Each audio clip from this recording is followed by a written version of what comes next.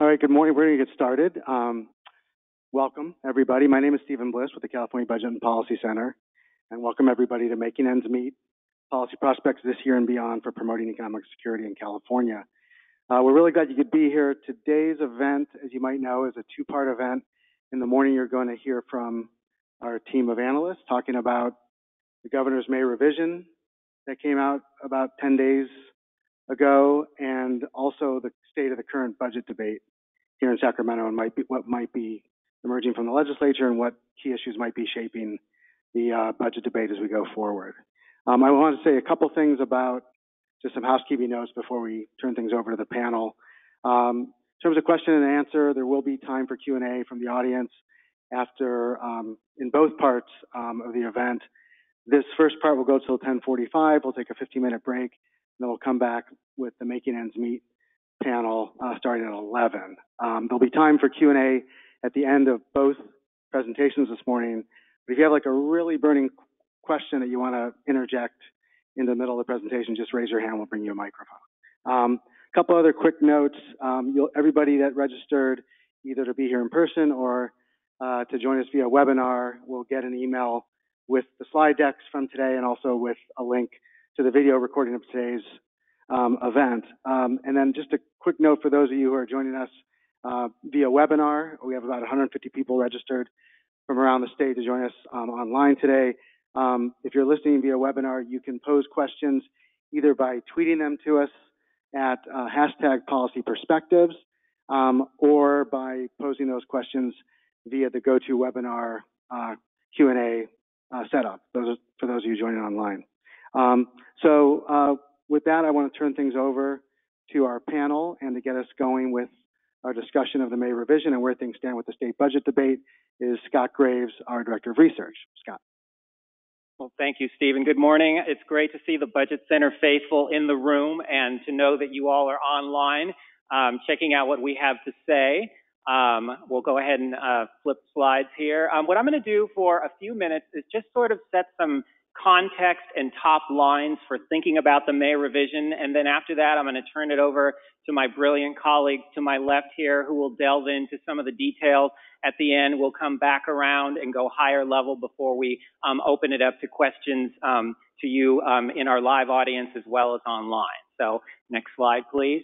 So you may recall the governor released his May revision on May 11th, 3 days before the official due date. That seems like an eternity ago, although it was only 11 days ago. We quickly analyzed, summarized what was in the governor's proposal, key elements of that, how things changed from the governor's original proposal for the 18-19 fiscal year in January. So that's the release that we're going to be basing our comments on today, although we're also going to be taking into account the fact that, of course, the legislature has been responding to the governor's May revision. Naturally, they held budget subcommittees in both houses, held many hearings last week. Hearings are continuing this week. Today, the Senate Budget Committee is scheduled to meet at 1:30 this afternoon to lay out the Senate's plan for the 18-19 fiscal year. The Assembly is going to be making some big decisions tomorrow as well, and the day after. So a lot is happening this week. When we looked at the governor's proposal, we felt like he had made several notable improvements over the initial proposal that he released in January. So we gave the governor credit where credit was due with respect to this May revision that he released.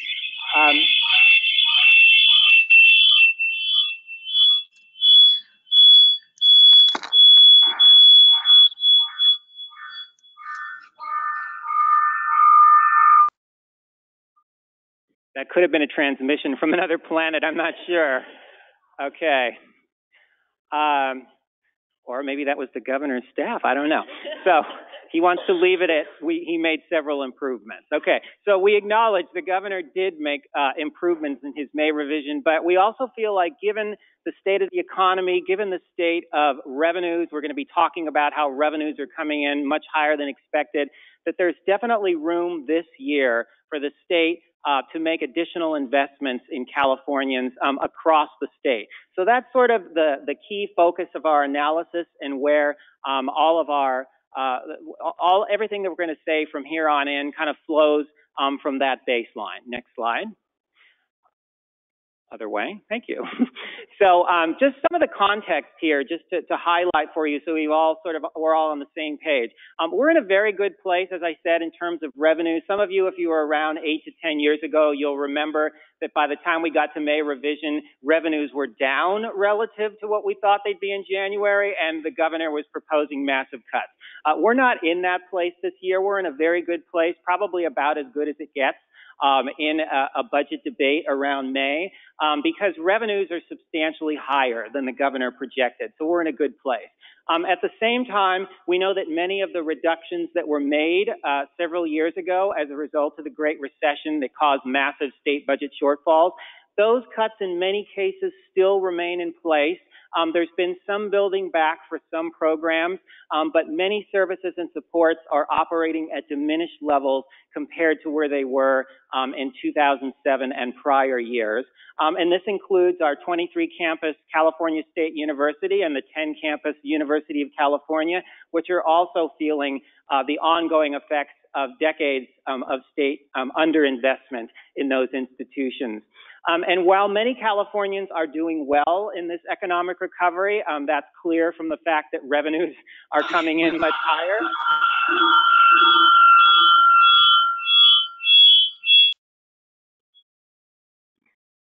Another transmission. So some Californians obviously doing better, particularly those at the higher end of the income distribution.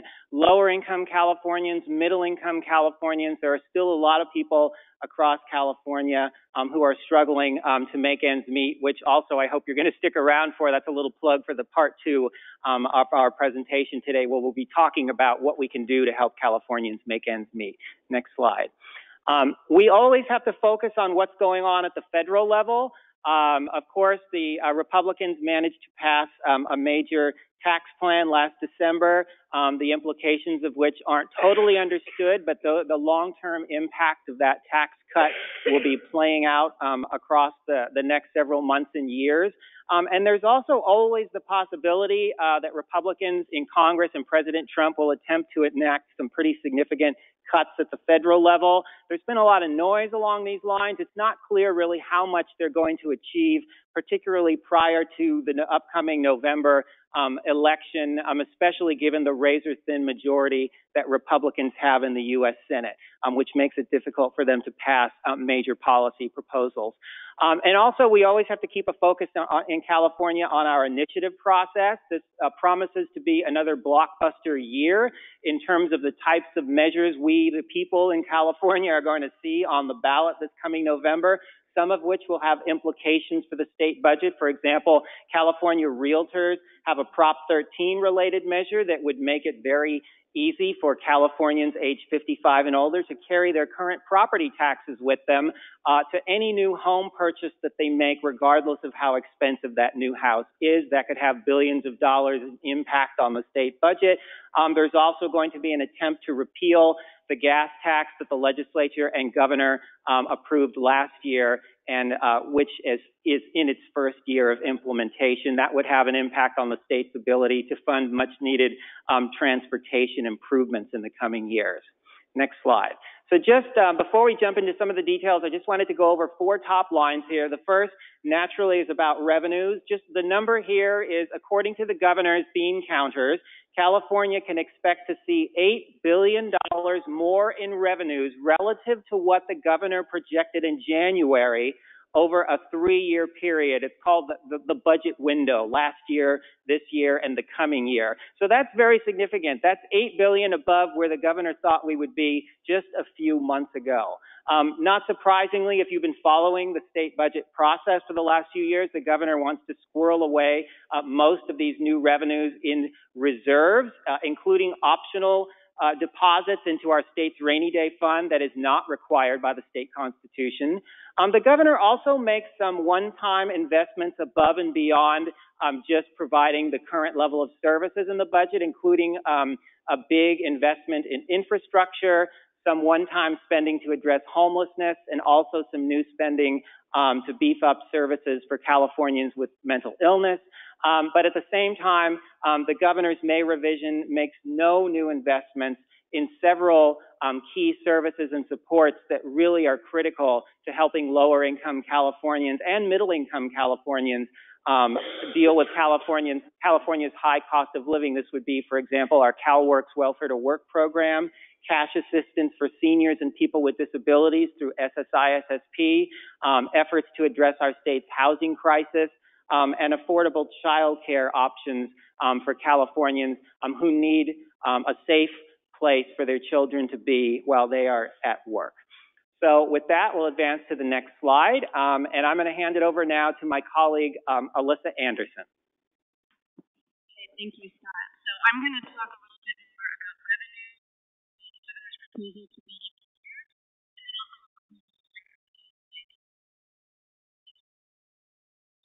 so as Scott mentioned, the revised budget is expecting revenue this year, January, and this is largely because persistent and I should note that the Legislative Analyst's Office also updated their recent outlook. They're also finding revenues to be considerably higher, in fact, much higher than the governor. Either way, revenues are way up. And what this means for the budget, next slide please, is that there are about $10 billion in discretionary resources available this year. As Scott mentioned, the majority of these resources will be allocated to buildings, the governor's proposal, with the remainder largely devoted to spending. Next slide, please. In terms of building up reserves, the governor is proposing to put over $4 billion in the state's rainy day fund. The budget is and some of this is constitutionally required under Proposition 2, but the majority of it is actually a discretionary deposit. $2.6 billion is optional deposit above and beyond what's actually required. And this has a number of implications. So first of all, by putting this extra deposit on the governor is expecting that the rainy day fund will hit its constitutional max. And once that limit is reached, any dollars that otherwise would have gone into the rainy day in the future will now have to be spent on infrastructure. And so these are dollars that are not available. And the other implication of putting this $2.6 billion into the rainy day fund is that those dollars, once they're in the rainy day fund, can only be withdrawn under certain circumstances, and so they may not be available to the state to use. So the big picture, this is the governor's proposal to state reserves for the spending this year to include almost $1 billion in the state fund that's proposing at this time. And in addition, the governor is proposing to see $3.2 billion into other reserves.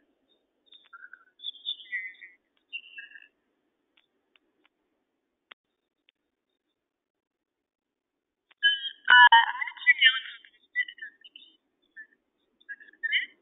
So the governor is proposing to strengthen the tax credit that basically requires fixing the tax. And the governor is proposing to strengthen the credit, which will some of the major next slide. So specifically, the governor is proposing to make two major changes to it. First of all, it will raise the income limit to qualify for it. So currently, parents can get the credit if they earn $22,000 a year. He would raise that limit to about $25,000. And the rationale is to check the income limit to each salary as the state can revenue. The other thing that he would do is change the kind of age requirement. So if you're a parent, you actually there are no age requirements. That is an age requirement. If you're not a parent, or if you're living with your children, you have to be between the ages of 12. And so the governor is proposing to change that so that young adults ages 18 to 24 and seniors 67 to 72. So this would help people who are just starting off in the workforce with very, very little jobs, and help people who are working beyond traditional experience to be able to access. There are a few things that the governor is not proposing to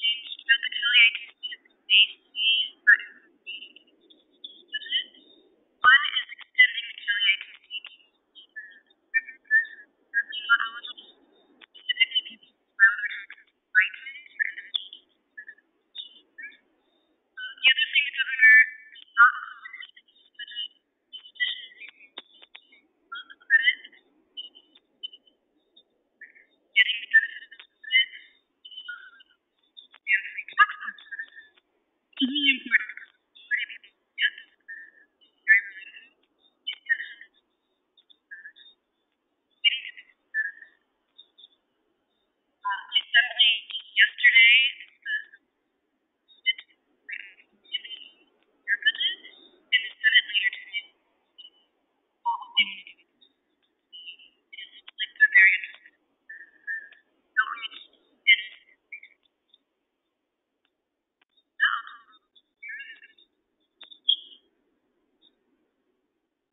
Great, thank you, Alyssa. As Scott mentioned, one of the key focuses of the governor's, the changes in the May revision, is investing the additional revenues that have come in into one-time expenses. So infrastructure is a big focus of the proposed new expenditures in the May revision. The governor's revised budget calls for $2 billion in one-time infrastructure investments, and this is to address what the administration estimates to be about $20 billion in deferred maintenance on, not including roads and highways, on various state buildings and state infrastructure throughout California. Next slide, please.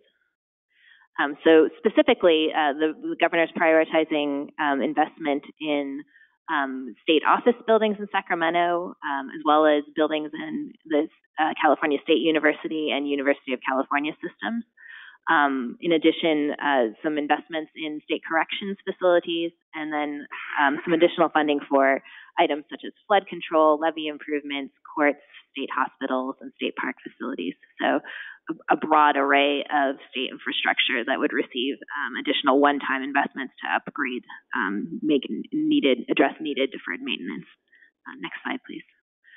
Another key area of new spending proposed in this May revision is in the area of homelessness.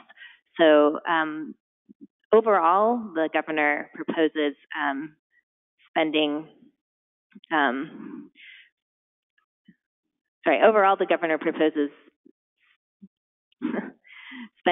$360 million approximately on new spending for homelessness to address housing and homelessness. And this is key because California has nearly 1/4 of the homeless individuals in the United States. 2/3 of those are unsheltered, meaning that they're living in places like in a car or in a park or in a vehicle. And so this is a very serious problem that the state is facing. And as of January 2017, there are about 135,000 homeless individuals in the state. So this is clearly a major issue. Next slide, please. So there are several different elements of the governor's homelessness proposal spread across different departments in the state. So about a large component is $250 million for one-time emergency homeless aid block grants that would be administered through local continuums of care, which are sort of existing planning bodies that address homelessness at the local level. There would also be increased funding for programs within CalWORKs, California's Welfare to Work program, that address homelessness among families with children. So these would increase funding for the Housing Support Program and the Homeless Assistance Program. There would also be some smaller investments in one-time funding for a pilot program to address homelessness among seniors. That would be $15 million over 3 years. Also additional funding for domestic violence shelters. That would be $10 million. And then additional funding for homeless youth shelters would be $1 million. Next slide, please. On top of that, there would be some funding that would be not for housing, but rather for services for individuals who are homeless. Specifically $50 million of one-time funding for counties to be able to provide services to homeless individuals who are experiencing mental illness. So on top of that spending, the governor also proposes an additional item that would be not allocating new funding, but addressing funding that had been previously allocated, and that is that there's a program called the No Place Like Home program, which allocated, it was a legislative proposal that was signed by the governor in July 2016 that allocated $2 billion of funding to support development of permanent supportive housing for individuals who are homeless and experiencing mental illness. And the proposal was to have those funds repaid by money through the Mental Health Services Act. That proposal, as I said, was signed in July 2016, but has not been implemented because there's litigation pending that asserts that the Mental Health Services Act funds can't be used in that way. And so in order to facilitate the release of those funds and the implementation of this proposal, the government proposes putting the No Place Like Home program on the ballot in November for voters to specifically vote to validate that the Mental Health Services Fund Act funding can be used for this purpose. And so anticipating that the possibility that voters will approve that, the governor also proposes releasing $1.2 million in a loan to the Department of Housing and Community Development so that the department can develop the notice of funding availability and be fully prepared to actually spend the dollars as soon as the November election passes if the initiative is approved. And I will note that with the No Place Like Home program on the ballot, voters would then be asked to vote on two separate large bond programs that address housing and homelessness in California. So this No Place Like Home program, as well as the affordable housing bond that was passed this past year as part of the housing package in the legislature last year. Next slide, please.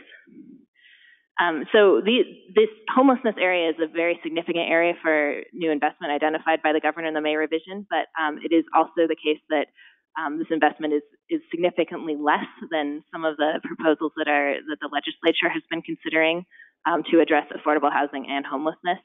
The Senate right now has a proposal for spending $5 billion to address homelessness and affordable housing, which is significantly more than the less than $400 million that the governor is proposing. So it will be interesting to see what happens in the next few weeks as far as the final numbers that come out in the full budget process. Next slide, please.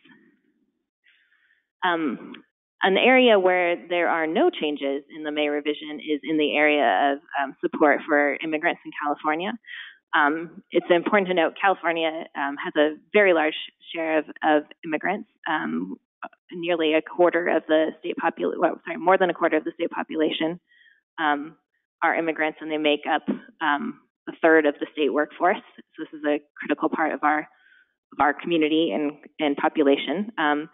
And while the governor's January proposal proposed maintaining some increased funding for various services to address the legal needs of individuals who are facing immigration challenges due to federal enforcement, more aggressive enforcement of federal immigration law, and for the Attorney General's Office of California to, in general, address the various federal actions that affect immigrants and other state-specific policies. The May revision doesn't increase any of the, retains all of those increased expenditures, but does not add any new expenditures. And that's noteworthy, again, because in the legislature there are a number of proposals pending right now that would substantially specifically assist immigrant families, such as the proposal to expand the Cal EITC to immigrant workers who are currently excluded, as Alyssa mentioned. And also a proposal to extend Medi-Cal eligibility to young adults who are immigrants who are currently excluded from Medi-Cal because they are undocumented. So again, this is another area that will be interesting to watch as the budget process moves forward. And now I would like to hand it over to my colleague, Jonathan, who will be speaking about education. Thanks, Sarah. Appreciate that. So I'm going to be talking to you about Proposition 98 and K-12 education. Some of you are likely knowledgeable. At least the Prop 98 is the constitutional minimum funding guarantee for schools and community colleges in the state. And the May revision is proposing to change the Prop 98 allocation, specifically because of the changes to state general fund revenues and a proposal to include funding from a prior year in a prior year's guarantee. So specifically what that means is that the Prop 98 guarantee is going to increase by about $725 million over the budget window, as Scott referred to earlier. That's 2016-17 through 2018-19. And that is largely, as I said, due to increases in general fund revenues. But there's also a change in the May revision, which is to include a portion of spending from a prior year, that is preschool spending from the 2015-16 year into the guarantee, where that proposal hadn't been in the January proposal. And what that is a technical thing called rebenching. Rebenching simply means that you would include a spending item in a prior year, and then that actually affects future years. What it means is that when you put money into the guarantee in 15-16, it increases the 16-17 guarantee, and then every year thereafter. So that's why it's important that that proposal is there. Now, while this means, so all this means basically there's an increase in Prop 98 over this 3-year period. Now, there's also another big change in the governor's proposal it may revise, which is a technical one. I'm going to speak to it just a little bit, but leave questions for you to ask me later if you want to go into it more. It's called certifying the guarantee. It means how you actually make a guarantee final in a given year. And what that proposal would do is to make the Department of Finance the arbiter of what that final amount would be. That would be in the proposal proposed. It may revise every year. So each year after this one, you would see it may revise a proposed final amount for the prior year. Now, then, once you do that, you'd have about 2 or 3 weeks to have interested parties comment on it. And then by June 6th of each year, you would have the proposal actually into a actual final proposal, and then on June 30th, that would then be submitted. That means then you would have basically a 3-month period to submit a legal challenge to it, and the Department of Finance would be the one sort of directing this. It would have a lot more authority than it has currently. There also is a proposal to deal with what are called settle-up dollars. That means when the guarantee is proposed each year, there's often changes in the guarantee over the course of the next few years. The question is, how do you deal with those changes retroactively? And there's a proposal in the May revise to deal with that as well. So as relates to K-12, I'm now going to move on from Prop 98 and that technical stuff, which is a little difficult to understand sometimes. Happy to answer questions about it afterwards. As relates to K-12 education, what this means in terms of spending on K-12 schools, the main issue is that the governor's May revise continues to provide money to fully implement the local control funding formula, the LCFF, which is the state's main funding for K-12 schools. It's about $320 million in additional funding and a total of $3.2 billion in the budget year in 2018-19. That means we would reach full implementation in 2018-19, and that is a continuation of the governor's proposal from January. And then the other main change funding-wise in May revise is to provide an additional $300 million in additional one-time dollars. Those funds would be used to pay down mandate debt. It's basically dollars the state has owed schools over the years and now is using some of the additional Prop 98 funding for a one-time purpose to bring that overall one-time dollar amount from January from about $1.8 billion to $2 billion. And so that's about it in K-12 education. I'm going to turn it over to Amy, who's going to talk about higher education and community colleges. Thank you, Jonathan. So the May revise contains several proposals regarding the California community colleges, and this is really a significant area of the budget because of the sheer scope of this institution and the number of proposed changes in the May revise.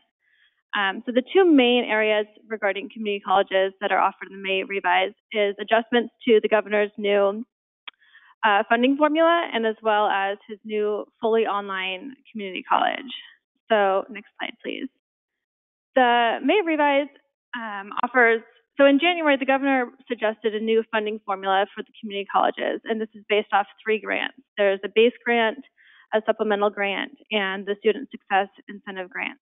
And the May revise maintains these 3 categories, but makes some adjustments to each of them. So I'll just go through these briefly. The base grant allocates funding based off of enrollment, and it does this by calculating a 3-year rolling average of full-time student equivalent funding rate, and that the May revise increases the percentage of this funding formula. So in January, the governor proposed that this make up 50% of the funding formula, and the May revise increases this to account for 60% of the funding formula.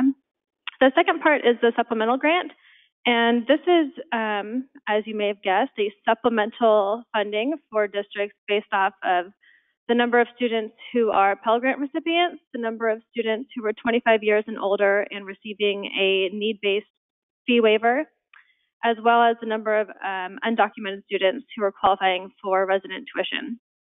And in January, the governor suggests this make up 25% of the funding formula, and the May revise lowers that down to 20%.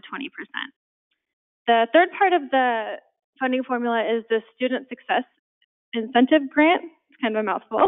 And this allocates funding based off of student outcomes. And so specifically, this is looking at outcomes for economically disadvantaged students. It considers the number of students who transfer to a four-year university, the number of students who complete a degree or a certification, and also looks at the number of students who are obtaining a living regional wage 1 year after community college.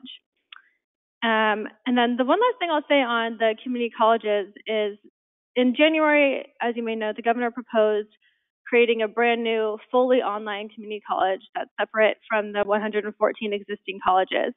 And the May revise maintains this new idea and also offers up some new details on how this would work. Specifically, it clarifies the intent of the online college is to serve what the governor refers to as 2.5 million stranded workers. And these are workers who have a high school diploma but have failed to obtain a college degree. And so he's really seeking to serve these students by providing an online college. And the May revise offers several clarifications and details around how this would work, specifically regarding the structure, how the board would be governed, some collective bargaining rights for workers, as well as accountability framework and the curriculum for these colleges. It maintains the funding level at $120 million, $100 million in one-time funding, and $20 million in ongoing funding. So that's it on community colleges. The next slide, I'll talk a little bit about the CSU and the UC. No big changes here. The May revise maintains the $92.1 million increase for both of these institutions. And I'll just note that this is significantly lower than the CSU and the UC are requesting. Specifically, the CSU is requesting a $283 million increase, and that's $191 million higher than what the governor is proposing. And the UC is requesting an additional $140 million more than the governor's May revise. So this just kind of maintains the perennial debate about what the appropriate level of funding is for the CSU and the UC. So that's an issue that we'll continue to watch as the budget cycle carries through. And then one last thing that was mentioned, that I'll mention in the May revise, is the governor outlined some repercussions for if the CSU and the UC were to raise tuition. Specifically, he includes some budget language that would direct the director of the Department of Finance to lower the general fund appropriations for the CSU and the UC if they raise tuition. And essentially, this would offset general fund spending for the CSU and the UC based off of how much grant costs would increase if they were to raise tuition. So specifically, this is the Cal Grant program and the Middle Class Scholarship program. And the CSU has already voted to not raise tuition this year, and we're waiting on the UC regents to meet later this month to see if they will raise tuition. So that's it on all things higher ed. Happy to answer questions at the end, and I will turn it over to my colleague Essie, who will talk about CalWorks and home visiting. Thanks. Can everyone hear me perfectly? Great. So as you may know, in January, the governor introduced a proposal to provide home visiting services for CalWorks families. The May revision very much maintains this proposal, including certain eligibility restrictions that advocates had actually pushed back against, and I'll go back into that in a little bit on the next slide. Thank you. So as an overview, the proposal asks that nearly almost $160 million in one-time federal TANF funds be allocated to provide these home visiting services over 3 years, with the implementation target date being January 2019. This program would be optional for counties to take up and voluntary for CalWorks participants. But the eligibility restrictions are that it must be for first-time CalWorks parents who are pregnant or currently parenting a child under the age of 2. Noticing that the average age of CalWORKs household is, for the head of a CalWORKs household is 34 years old, and that most CalWORKs families have at least 2 children, advocates had pushed back against these eligibility restrictions that the May revision nevertheless maintains, and we will be keeping our eye on that as the budget cycle continues to move forward. And overall, the basic sort of rationale behind providing home visiting services to CalWORKs parents in the first place is an acknowledgement that of the substantial research that indicates that these home visiting services can be quite beneficial for families and children and would represent a smart long-term investment for the state. Next slide, please. Thank you.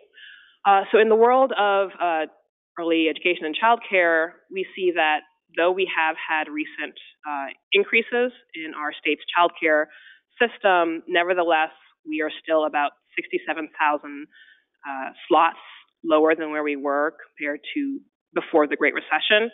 And in the May revision, we see no new funding to increase subsidized childcare slots. Next slide. At the same time, California is expected to receive $230 million in federal child care funds. However, if you look at the May revision, this change isn't actually updated, isn't reflected in the administration's budget for the next fiscal year. And then finally, next slide.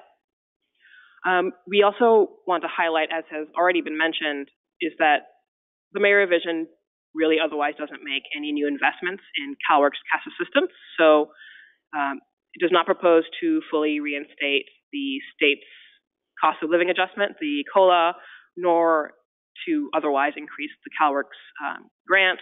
And currently, the maximum grant for a family of 3 with no other income leaves them well below the deep poverty line.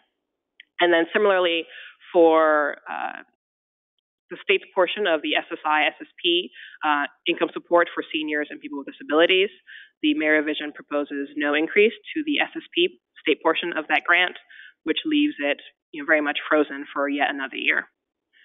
So, and we can answer, again, questions about that you may have later on. But for now, I'm going to swing it back to Scott, who's going to talk about healthcare, criminal justice, and what things to look out for.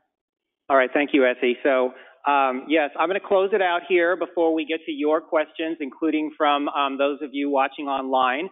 What I wanted to switch to now briefly is health policy and then criminal justice policy. Very high levels here. Health policy, for those of you who are expecting big things from the May revision, there are no big things. The governor is proposing to maintain the state's existing commitments, which of course are substantial. We were a leader among the states in implementing the Affordable Care Act and ensuring we could expand health coverage to as many people as possible allowed by the ACA, including by expanding our Medi-Cal program. We did all those good things. The governor is maintaining that. There are a lot of technical adjustments in here that I'm not going to get into the details of here. I'm going to spare you those. What I want to point out here is that a really interesting area to watch in terms of the coming debate between the legislature and the governor is going to be the extent to which we need to go beyond what we already do to provide health coverage and make health coverage affordable in California. So the State Assembly is already on record with a $1 billion package, which would largely be used to expand Medi-Cal coverage to income-eligible young undocumented adults in California. Those would be ages 19 through 25. Some of you may recall that a couple years ago we expanded Medi-Cal coverage to undocumented children and youth up to age 18. So we've done that. That was successful. Now the Assembly is saying, let's go beyond that, take another bite at the apple and see if we can move up to age 25 and get coverage to low-income undocumented young adults. The Assembly is also proposing to help make health coverage more affordable for middle-income families who buy their coverage, who don't get their coverage through Medi-Cal, but are buying it through our healthcare exchange in California, which is called Covered California, or who are outside of the exchange and buying their coverage on the individual market. In many cases, these families have very high premiums, even if they have federal subsidies. So the proposal from the Assembly is to provide ways to help middle-income families be able to better afford the health care coverage that they have access to help boost the number of people who come into the market and buy health care and also make that coverage more affordable. The Senate is not proposing to go as far as the Assembly. They have a more scaled back proposal. For example, one piece of it would extend Medi-Cal coverage to undocumented adults who are age 65 and older. So the Assembly is saying, let's expand Medi-Cal to older adults. The Assembly is saying, let's expand it to younger adults. So that's an area where they're going to need to come together, for example. The governor is saying none of this. The governor is silent on all aspects of this. So that's going to be a key place to watch, to what extent the governor accedes to some of the priorities set by the legislature. And of course, the Assembly and the Senate need to come together and decide what their priorities actually are, a unified package with respect to how they want to improve state health policy. I'm going to move now just briefly to criminal justice. Many of you may not follow criminal justice policy in California. I hope you've heard good things about it. Maybe you haven't, but the good thing is that we've made real progress in California over the last 10 years in reducing the number of adults who are incarcerated at the state level. 10 years ago, we had over 170,000 people in very overcrowded state prisons. Today, we have fewer than 130,000. So we've made a very significant reduction in the number of people that we're incarcerating at the state level. We can still go farther. We've made a lot of reforms. The voters have approved a lot of changes. The legislature and governor have made a lot of progress here. And because of that, we continue to see our population come down, the prison population. The governor is projecting another 2 to 3% decline in the coming year because of the various changes that have been made. That doesn't sound like a lot, but what it's going to allow us to do, believe it or not, is the governor is projecting we will be able to end the use of out-of-state prison facilities within the next 6 or 7 months. That's pretty big. When the Governor Brown took office for his third term in January of 2011, we had over 10,000 people convicted of felonies at the state level who were being housed in Mississippi, Arizona, and Oklahoma. Now we have around 3,000. So we brought that down by 7,000. The governor is saying we can bring the remaining 3,000 back to California within the next 6 months or 7 months because our reforms are succeeding in reducing the number of people housed in prisons. In other words, we're freeing up space. The reality, though, is even though the population is coming down, our prisons are still severely overcrowded. We're meeting a population cap that the federal courts told us we have to meet, but that's sort of the minimum standard, right? The court said you can overcrowd to a certain level. We're just beyond that level. If we really want to make further gains in California and see some significant state savings on what we spend on incarceration, we have to go beyond the reforms that have already been made. Unfortunately, really neither the legislature nor the governor is laying out a plan, at least this year, to put us on a path toward further reducing incarceration in California. But I do want to leave you here on the positive note that we have made a lot of gains, and we're going to be able to close or end the use of out-of-state prisons in the coming fiscal year. So now I just want to switch to just some questions, issues to watch. Next slide. Really, there's a lot of words on the screen here. There's 3 big things to think about at this point.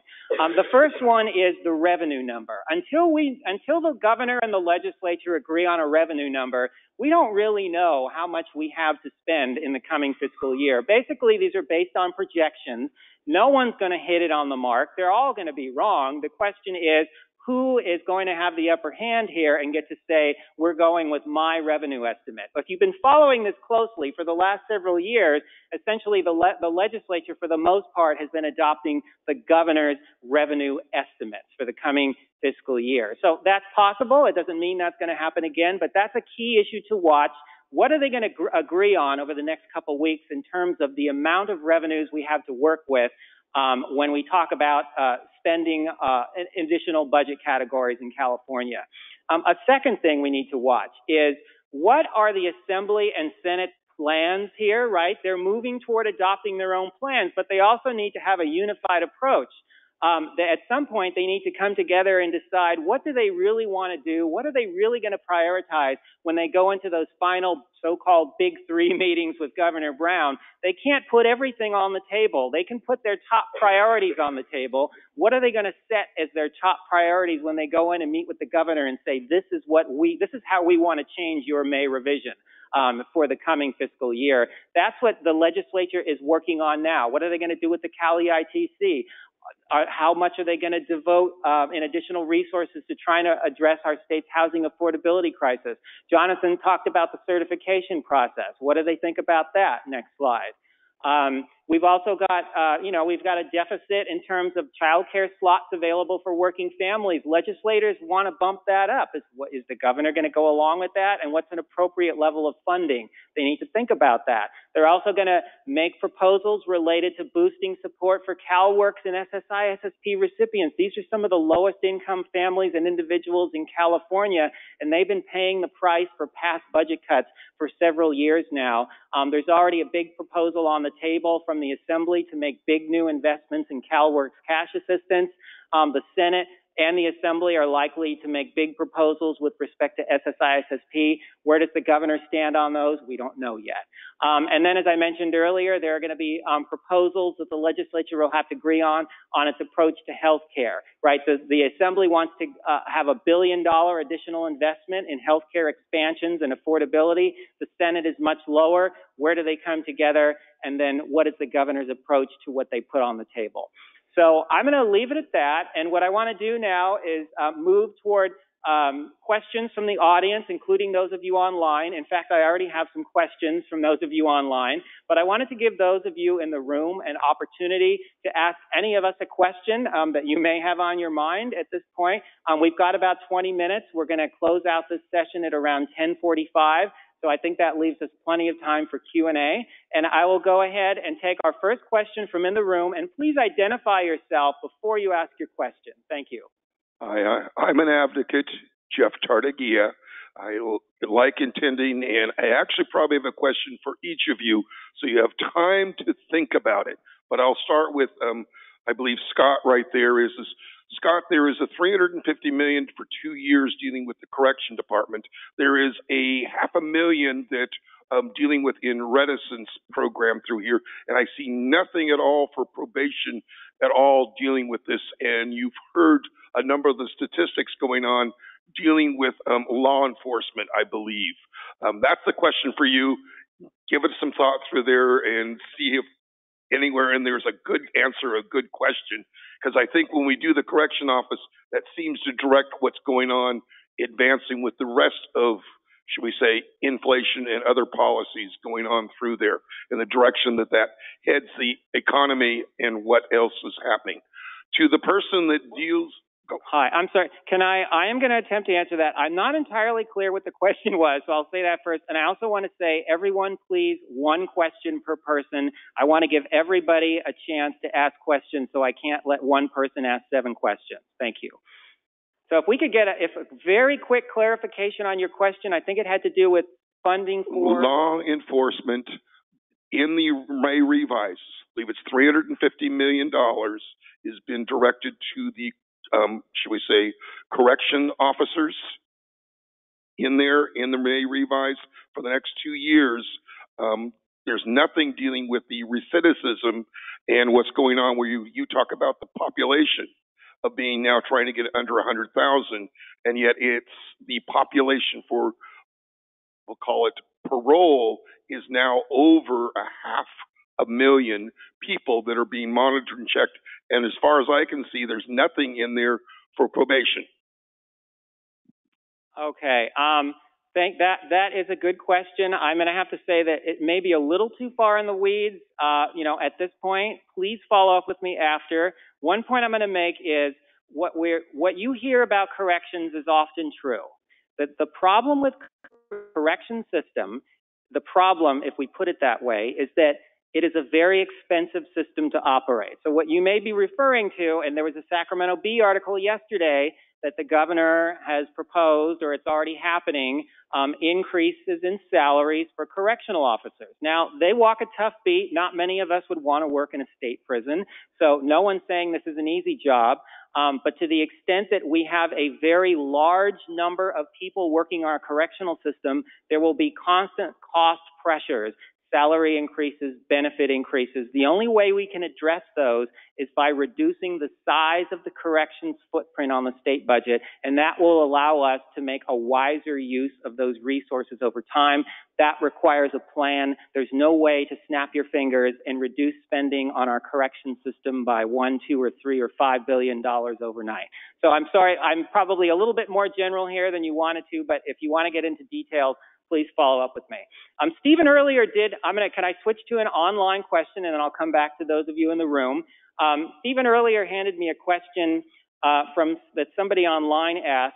This is the question. Why does it matter for the issues that we track that the governor plans to put so much of discretionary dollars available into savings? In other words, why should we be concerned that the governor wants to build up the state's rainy day fund and other reserves to such a substantial level? So I'm going to open it up to my colleagues to see if they have any thoughts about that. Anybody? I can sort of reiterate a little bit of what I said earlier, which is that if most of what he's putting into reserves is going into the budget stabilization account, the rainy day fund, and there are strict rules about when you can take funds out. It's a complicated definition. I'm not going to try to recite it, but it's basically a certain type of budget emergency. But there may be times when we need those resources for other things that maybe don't meet the exact definition of a budget emergency. So, for example, if the feds cut spending on critical programs and services, the state would have fewer resources, but it may not meet the strict definition of what a budget emergency is, and those resources would not be on the table to be able to be used to help address that challenge. Also, the governor has to declare a budget emergency in order to access those resources. You could conceive of a situation where the governor chooses not to. And then even if a budget emergency is declared, there are restrictions on how much money you can pull out of the rainy day fund at a time.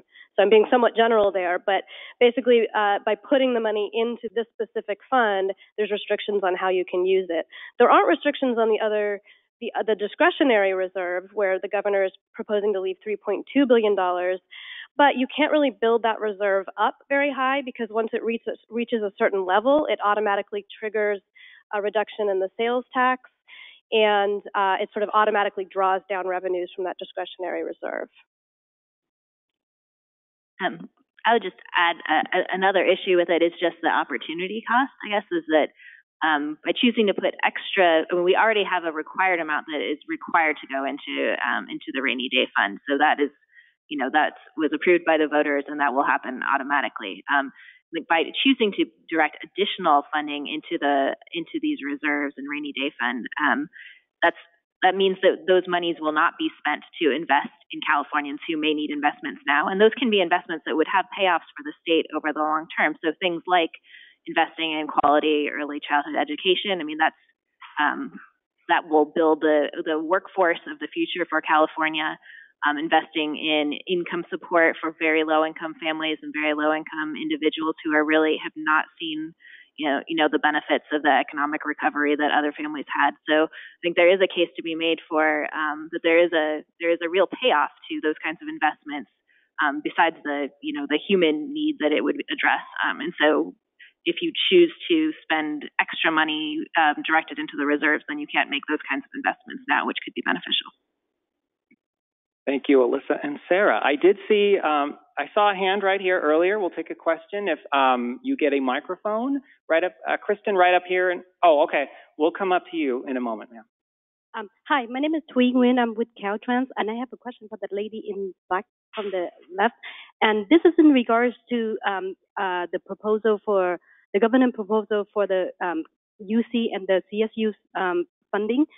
So can you please clarify again, if the UC system decided to raise tuition for fiscal year 18-19, there will be consequences as far as lowering the general fund. So that would in a way affect the Middle Income Act. So that means a student would get lower amount? Is this on? Yeah.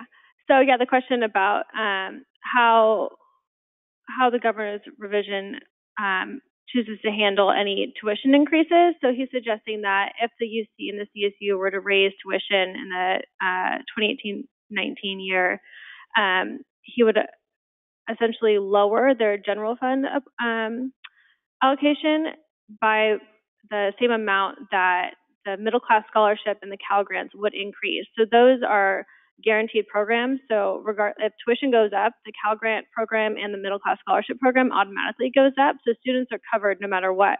But he's saying, if you do that, then I'm just going to take that money out of your general fund account to pay for the grant increase.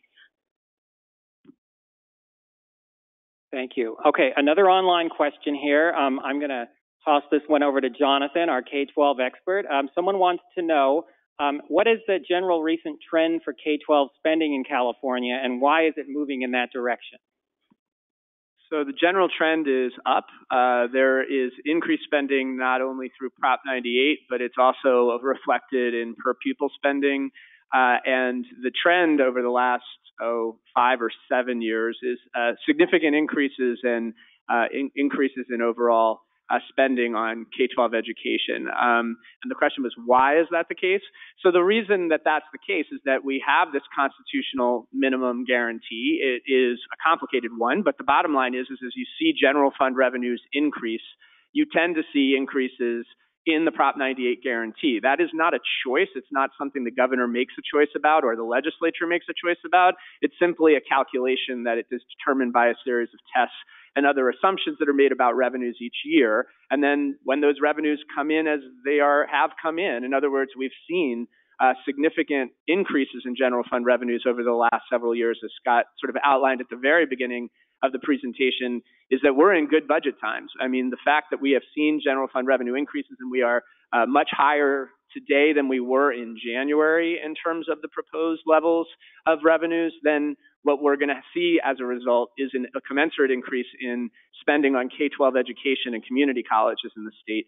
And so that is why over the last several years we've seen significant increases in K-12 per pupil spending, and we are now at levels higher than we were prior to the Great Recession in 2007-8, even after adjusting for inflation. Thanks, Jonathan. Okay, let's take a couple questions from the room. First we'll start with you, ma'am, and then we'll move over to this gentleman to my left. Oh, hi. My name is Eileen Schnittger. I'm a reproductive and sexual health advocate, and thanks for bringing us together. I have many questions, but on CalWorks, what is the goal and the content of the home visiting program? What happens at home visits? So, okay. Sorry, I've been having a little bit of trouble with this. So while there are various forms that home visiting can take, there are various models currently already in existence in California. But generally speaking, the most common ones either provide a nurse or a social worker to come visit with families a couple times a week or a couple times a month as they decide, and monitor sort of family health, look out for signs, for example, of maternal depression, of child welfare, help parents learn and engage in positive practices with their children, etc. The goal of this program, of this pilot initiative, is to provide those services that are already elsewhere throughout California, specifically for CalWorks families. Does that answer your question? And then next, the gentleman over here in the suit.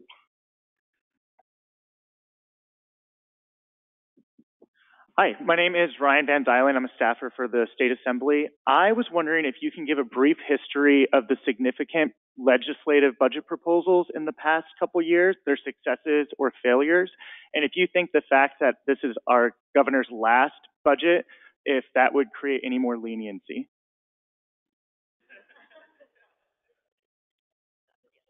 Oh dear. I am not going to try to predict what Jerry Brown is going to do. I think there may be some thinking in the legislature that there may be more opportunities this year, considering that this is Governor Brown's very last budget that he will be presiding over. So I think although I've heard the governor say he doesn't think in terms of legacies, one thing that we've all heard is that he wants to be sure that he hands off a fiscally sound budget to his successor, whoever that might be.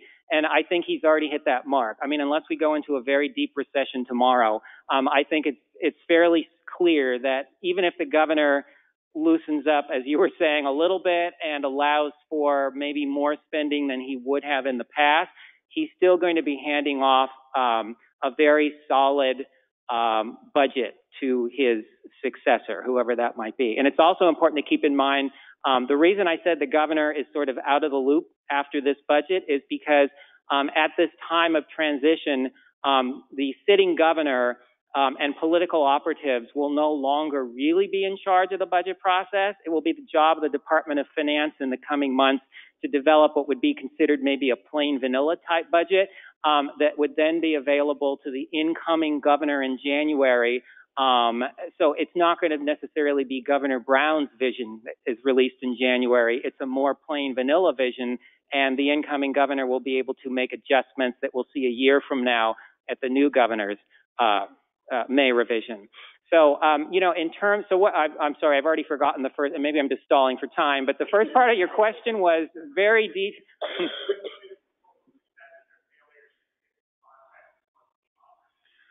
Oh boy. See, I've already passed 50, so you're expecting me to have this all at my fingertips. In general, I think it's easier at this point to talk rather than brief histories to just say the way things have gone over the last several years have been the governor has laid out his vision, and we have a very astute governor, a governor who knows where all the levers of power are and knows how to use them. That isn't always the case. We have a very executive-centered budget process in California, and whether you know how to use the levers or not, you're still going to be powerful, but you'll be a lot more powerful if you know which button to push and which lever to pull, and this governor does.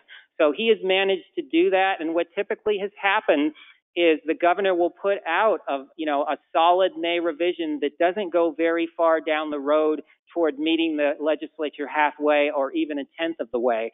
And the thinking is that requires the legislature, the Assembly and the Senate, to decide what they really want. If the governor puts in his May revision a proposal to expand Medi-Cal to all 1.2 million undocumented adults in California, then that doesn't require the legislature to come and ask him for that. So he has not put that in his proposal, ostensibly because the legislature now will have to decide, do we want to go to this governor and ask him to spend, let's say, the $3 billion per year it would cost to make that kind of expansion? Do we want to do a smaller expansion? How do we get on the same page?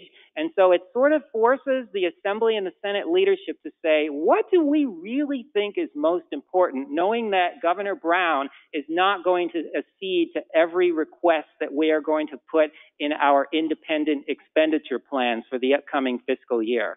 So that is sort of the way things have gone over the last several years. And there was even one year, I think it was 2 or 3 years ago, where the legislature passed a very strong budget that made very solid investments. And some of you may remember this. Within, I think, 3 or 4 days, they reversed themselves. They passed a second budget that pulled out essentially, I'm not going to say all, but most of the gains that they were pushing forward at that time. They pulled back and said, never mind, we're not going to do this. When they met the wall of resistance from the governor and his Department of Finance. So I'm sorry that I can't give you a brief history. I mean, I think that's a really interesting question, and please feel free to follow up with me at some point, but hopefully that gives you a little bit of, an answer you were looking for. Okay. Are there any other questions in the room? We have a few more minutes here. I'll go to one more in the room, and then maybe we'll take a couple online questions. This gentleman here, you had your hand up. Please identify yourself. My name is C.T. Weber. I'm the Legislative Director for Peace and Freedom Party in California. And my question has to do, I guess, primarily with the federal government. There's been threats of withholding revenues from California. I wonder if that's really a realistic possibility, and if so, how it'll affect the programs that we're talking about, and also the marijuana money, if there's any openings there. Anybody want to take a stab at that? I'll say, in terms of funding that the federal government is proposing to withhold from California, you may be referring to the sanctuary cities issue. And so far, the federal government has proposed withholding some funding that supports local criminal justice activities from jurisdictions that are minimizing cooperation with immigration enforcement. So that is definitely a proposal that is out there, but it's so far has been basically put on hold by the courts. Basically, the federal government can't force states or local jurisdictions to enforce federal immigration law. And so the courts are sort of working out to what extent that prevents the federal government from putting those kinds of restrictions on grants that would support local or state criminal justice activities conditioned on providing more complete cooperation with immigration enforcement. So far, it's been a threat that hasn't actually materialized into a long-term actual consequence, but we will have to see sort of how it plays out in the courts. And on the marijuana issue, I don't know if someone else would like to take the marijuana funding issue. Yeah, we need to look at this marijuana issue only because we get questions a lot about this, and I think it's a good question, but I think it's also turning into the kind of question that people had or thinking people had about the lottery in the 1980s. When we passed the lottery, that was going to be the salvation of K-12 education funding in California, and I think, Jonathan, correct me if I'm wrong, maybe the lottery provides less than 1% or maybe a couple percent of what we spend on schools in California. So clearly the lottery wasn't the answer to public education. Legalization of marijuana was a smart policy move for a lot of reasons, but I guess I would be a little bit cautious about having really high expectations about how that's going to perform in terms of revenues coming to state and local governments. And I think the Legislative Analyst's Office has already been pointing out that we are underperforming in terms of expectations along those lines. So I think in terms of criminal justice and keeping people unnecessarily out of the system, so to speak, marijuana legalization made a lot of sense. Probably not the place to look for big influx of revenues to the state. We are going to extend our Q&A period with your permission for 5 more minutes. Part 2 of our presentation will still begin at 11. But I believe Stephen Bliss, our communications director, was going to ask a couple more questions that came in from our online audience. Yeah, thank you. And if there are any other questions in the room, we can get to those as well. I think we have time. But we did get a question. This came in from Twitter. We had a comment and sort of a question about tax prep, free tax prep services. So this would probably be for Alyssa. If you could say a little bit about sort of what we know about the importance of free tax prep, especially in the context of the Cali ITC. Yeah, absolutely. So there's a post on our website that I would say that I wrote that is sort of in depth that goes into this issue for anybody who's interested. But I could say a few things. So the majority of people who qualify for the Cal EITC have extremely low incomes. They're working, but they're in poverty, and actually the majority are in deep poverty, so they have incomes below about half the poverty line. But the majority go to a paid tax preparer when they file their taxes, and tax preparers are not very forthcoming about their fees, but some secret shopper surveys and studies have suggested that it's a few $100s. If you're making, $10,000, $12,000 a year, losing a few $100s just to file your taxes is a big loss. And that means that a lot of people, the majority of people, in fact, who benefit from this new state tax credit aren't getting their full refund that they're really due, because much of the money is going to the tax filer that they pay. And I should say that everyone who qualifies for the EITC is eligible for free tax prep services. But one of the key challenges is there's just a lot of people don't know about them. And also, there just aren't enough services to meet the great demand. And so the legislature, both the Senate and the Assembly, is interested in adding into this year's budget about $10 million to expand free tax prep services to low-income filers so that more people who really need their full tax refund can benefit from it.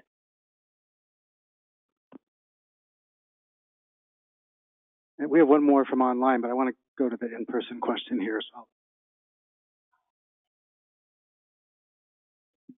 Eileen again. So that's really good news about that we will soon no longer have out-of-state, corrections, the inmates placed out of state. But I'm wondering if you could tell me, does California in our state prison system, are we using profit or contracting with profit companies in California? Does anybody know the answer to that? For-profit prisons. In California. I don't think we're doing that in California.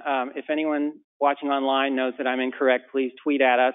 I think that has been the case with individuals that we place outside of California. I believe there were contracts with the correctional, whatever that was called, Corporation of America or something, and other types of corporations. So I believe it's possible that our out-of-state contracts from time to time, if not entirely, were with private prison systems. But I believe that when you're dealing with in-state, that we're typically either state-owned facilities or facilities that are run, let's say, by local governments.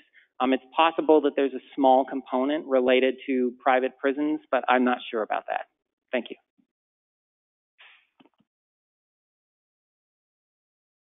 And just maybe for our last question, this one came in through the GoToWebinar audience, and just maybe kind of a quick answer on this one in the few minutes we have left. The question about the prospect of the SSI cash out that's being discussed in the legislature right now, and just to say a little bit about what that would do, ending SSI cash out, and what it would mean in terms of the interplay with CalFresh and cash assistance in general for people on SSI. Okay, so I will take this one. We're going to publish a blog post on this topic tomorrow. This is one of those jargony phrases where you immediately want to go to sleep. The SSI cash out. What in the world could that possibly mean? Just the bottom line here is California is the only state that does not allow seniors and people with disabilities who receive cash assistance through the SSI-SSP program, which has been around for many decades, to apply for food assistance, right? SNAP, food stamps, CalFresh, it's called in California. So if you're on SSI with a very low monthly income, you are not allowed to receive CalFresh food assistance. That has been very damaging to people in California who are trying to make it on low incomes. We're talking about people with disabilities and people over age 65. So the state legislature now, the Senate has already done this, and the Assembly is likely to do this later this week. They are proposing to end this policy and allow people on SSI, SSP, 1.3 million of them, to receive CalFresh food assistance on their own behalf.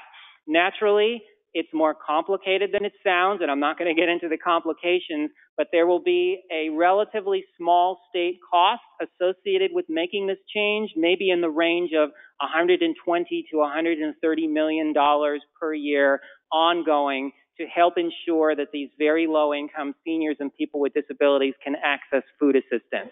So it's not clear where the governor stands on this, but the legislature is likely to make a very strong, unified argument that we need to, this coming year, allow our SSI, SSP recipients in California to sign up for much-needed food assistance through the CalFresh program and just put the money on the table to allow us to do that. And the question then becomes, like with every other question, where does the governor stand? Is he willing to incorporate that into the state budget?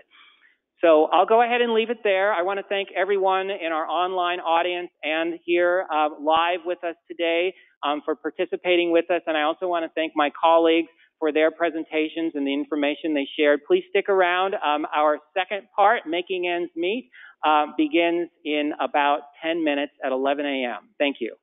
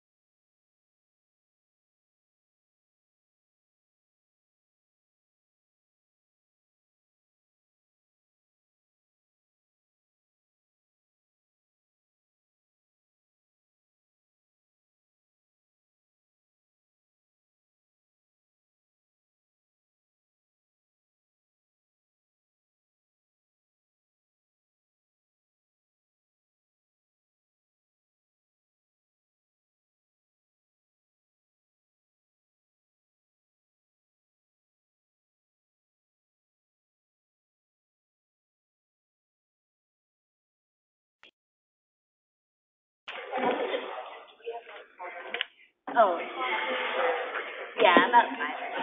Yeah. I mean, we have plenty of time for the panel part, so anywhere from 3 to 5 minutes.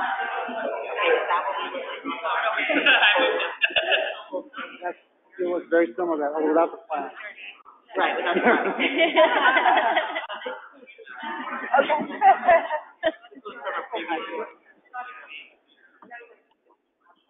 I know, yeah.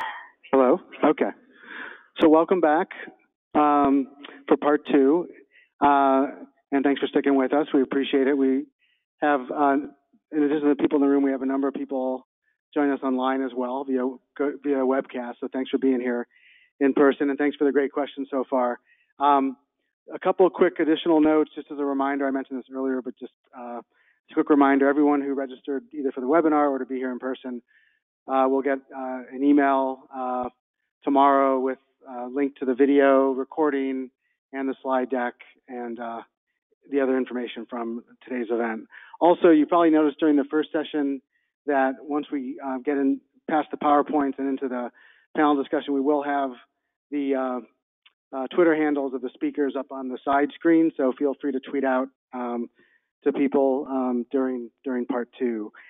So transitioning a little bit from the direct discussion of the May revision and the state budget, although very much with that as the context and one of the things we'll talk about as part of part 2, we recently at the Budget Center released an analysis called Making Ends Meet. We put it out every couple of years, and it looks at how families are faring at a county by county figures on how families of different types are faring economically, and it really provides an important lens not just on how families are doing economically, but also the critical role that public supports, both state and federal and local public supports play in helping families to get by. And it underscores both that many families across California continue to struggle to make ends meet, even amid a strong, growing California economy.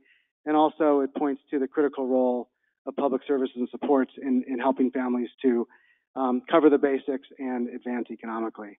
So for part 2, we're going to sort of in the context in the emerging budget debate, but also really thinking not just this year, but longer term over the next 2, 3, 5, 10 years, talk about what California can be doing to help families to fare better economically and how we can address some of the economic hardship we face as a state. So for part 2 of today's event, Sarah Kimberlin is going to give an overview of some of the highlights from our Making Ends Meet analysis. And then also we have an expert panel on hand to talk about what that means for our state and what some of the public policy choices we can be making to address some of the issues shown in Making Ends Meet, what some of those might be. So with that, I'm going to turn things over to Sarah Kimberlin to get us rolling on part 2 of today's event. Thanks.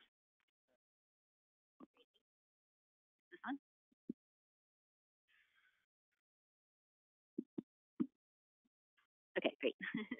Thank you. So I'm excited to be here today with a fantastic panel.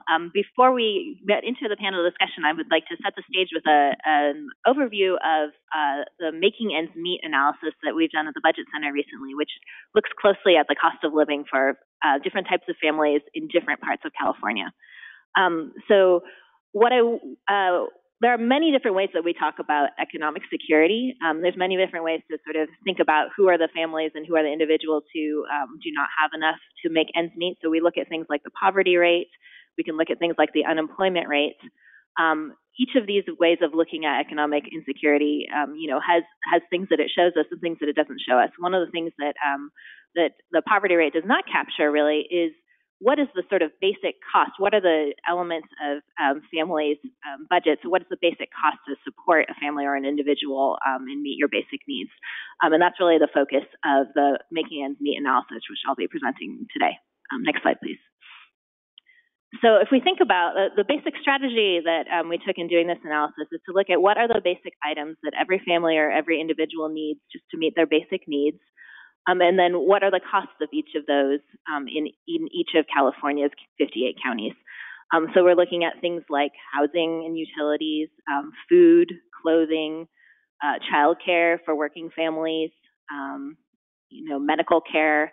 And then, of course, people have to pay taxes. They have to pay for their transportation to get to work and school and those kinds of things. So basically looking at what are the different costs of each of those items throughout the state so that we can sort of say what is the amount of money that a family or individual needs to be able to cover those costs in each part of the state. Next slide, please. And so what I'm going to show you first is just how those budgets break down by different types of families. And one thing that you'll see across all family types is just housing. This is true really throughout the United States, but particularly in California. Housing is the largest basic expense across different kinds of households. But for families with children who have working parents, childcare is a very close second. So next slide, please. This is the state, if we look at the statewide average for how the budget breaks down for a two working parent family with two kids, one in preschool and one in school age, you'll see that housing plus childcare is almost half of the budget, right? Housing is almost a quarter of the budget, childcare is another 20%, and then other items like food, healthcare, transportation, miscellaneous taxes make up the rest. And this is the budget as it breaks down for a family that's not receiving any support, any public supports. So no food assistance, no tax credits, none of those kinds of supports, although I will talk about the role that those play in just a few minutes. So statewide, for a two working parent family with two kids, the basic needs budget comes to about $76,000. Next slide, please. Now, if you look at a single parent family, that's with one less adult but the same number of kids, the dollar amount is really only a little bit less, right? $66,000 is the statewide average. And that's because you really basically need the same size apartment, and childcare consumes an even larger share of your overall budget if you're a single parent who's the only parent in your family. So, and again, for a single parent family, the housing plus childcare is in fact more than half of the total basic needs costs. Next slide, please. It looks a little bit different for single adults because, again, childcare can be a very, very large cost for families with kids. So without that childcare cost, then housing plus utilities is more than 40% of the statewide average budget. But for a single adult, the statewide average cost to meet all of these basic needs is only about $30,000, which is still significant, but much less than for the families with kids. Next slide, please. So those are the statewide average numbers, but an important thing to always keep in mind about California is we are just a very large, very diverse state, and the picture is different in different local areas. So if you look at this slide, so the areas in the sort of cooler colors, blues and greens, are the less expensive areas of the state, and the areas in the warmer colors, reds and oranges, are the more expensive parts of the state. So you can see the coastal urban areas, and particularly the San Francisco Bay Area, are have the very highest cost of living, whereas the more rural and inland areas tend to be less expensive. Next slide, please. But let's get a sense of sort of what those costs actually are in terms of dollar amounts. So here we have San Francisco County and Fresno County. San Francisco has the highest basic needs budget across all the counties in California. Fresno doesn't have the lowest, but it's one of the lowest, and it has, there are a large number of people who live in Fresno County, so it's a good point of comparison. You can see that costs are generally higher across the board in San Francisco for families with children. But housing costs really stand out as being significantly more expensive. It's about 3 times as much in San Francisco versus in Fresno for the rent for a 2-bedroom apartment. And the overall monthly basic budget in San Francisco County is $111,000 for the year, and in Fresno it's about $60,000 for the year. Next slide, please. And you'll see a similar kind of pattern for single adults, although the costs are different, right? But again, rent for a studio apartment is about 3 times as much in San Francisco as it is in Fresno. And then the overall cost for a single adult comes out to about $44,000 in San Francisco versus about $23,000 in Fresno. Next slide, please. So one thing that's important to keep in mind is when we talk about the poverty rate, which is a very common way that we talk about economic security, the official federal poverty threshold is really so low as to be almost meaningless in a lot of parts of California. So this shows you the California average cost if you are to add up all of those basic items, like the cost of renting an apartment, providing for childcare, providing for basic food, basic health care, transportation, taxes. If you add up all of those amounts, the California average for a single parent family with 2 kids is about $66,000. In Fresno County, it's a little less, so about $51,000. In San Francisco County, it's quite a bit more at $103,000.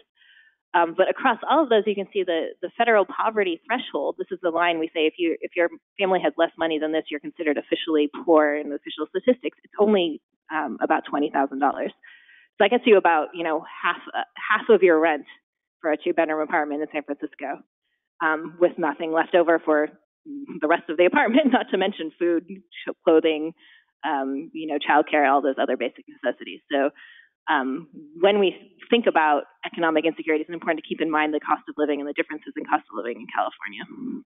Next slide, please. So why are these costs high, and why are families struggling to meet these costs? It's important to think about both incomes as well as expenses when we talk about this, because if incomes are also high, then it's okay if expenses are high because people can afford to pay more for housing or childcare or whatever it may be. But there are 2 key patterns that we've seen in the last over the last several decades that explain why so many families are struggling to make ends meet. Next slide, please. So one key issue in California is just the cost of housing, which I'm sure is no surprise to anyone. But housing costs do vary across the state, but in the places where the most people live, the costs are typically high. So nearly 2/3 of Californians face 2-bedroom apartment rents that are $1,500 or more per month. And so those are high costs, and you need a high income to be able to cover those costs, basically. By comparison, if you were to have affordable rent for a minimum wage worker, if a minimum wage worker was to pay no more than 30% of their income, they would be paying only $546 per month. And that is actually lower than the fair market rent in any county in California. So this is part of why we see people who are struggling, even though we supposedly have an economy that's doing very well right now, right? Next slide, please. The other factor is, while housing costs are high, wages have just not really been increasing, especially for workers at the low and middle ends of the incomes of the wage spectrum. So you can see over the past 40 years or so, wages for the highest earning workers have gone up quite a bit, up 44%, in fact. But for those in the sort of earning middle wages or low wages, it's really been a story of kind of, they dropped for a while and have come back up, and they're pretty flat, right? So that means that, many workers are just not seeing their incomes increase in a way that they are able to afford to pay for high costs of living. Next slide, please. And when you put these together, you can see that the trend, if we look, this comes from sort of before the Great Recession to up to the most recent data that's available.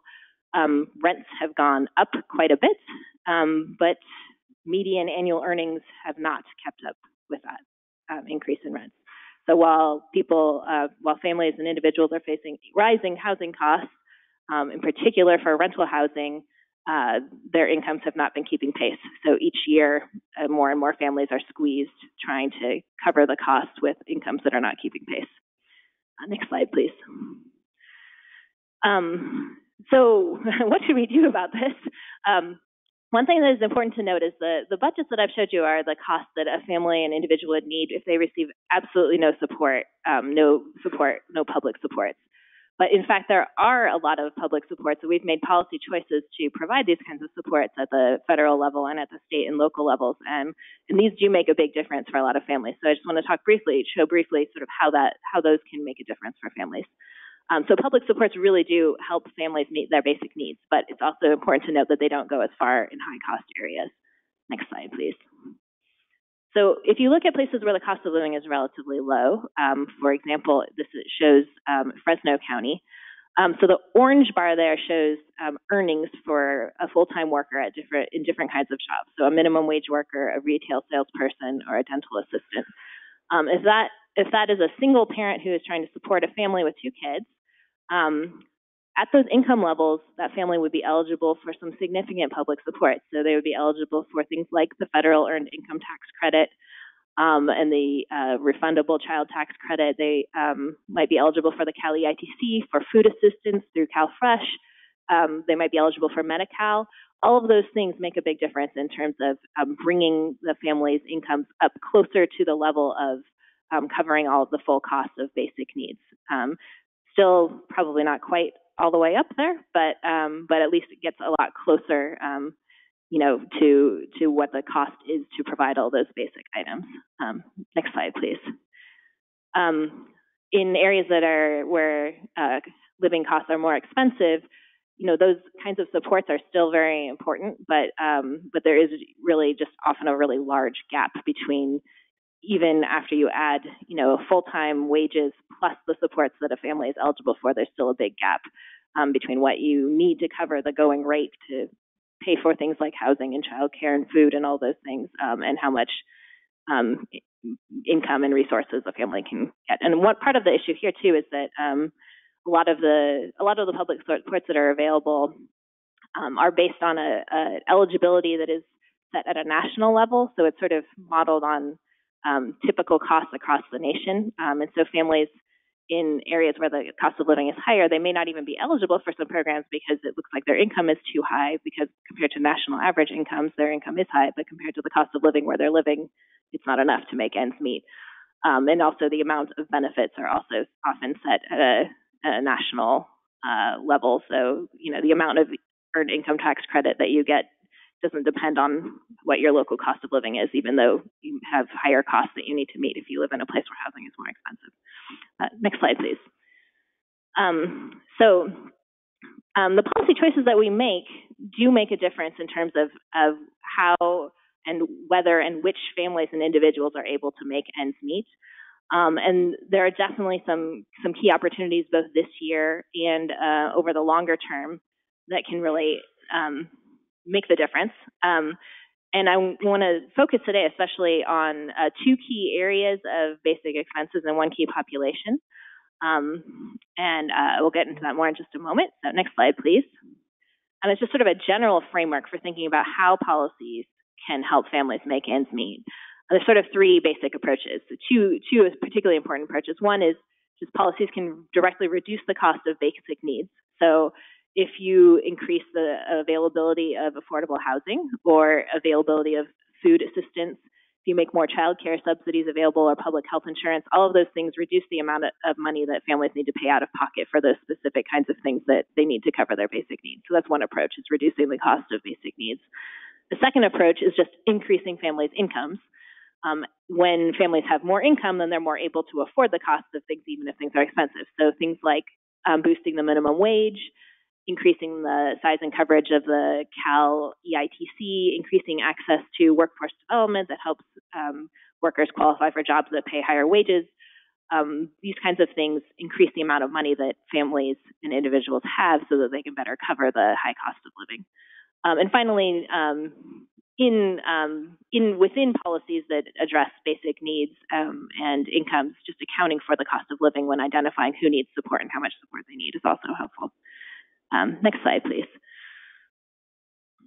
So the three kind of key areas that I wanted to just set a little bit of context for, and then we will open it up to our panel discussion, are the areas of housing affordability, child care access and affordability, and then the particular needs of families that include immigrants.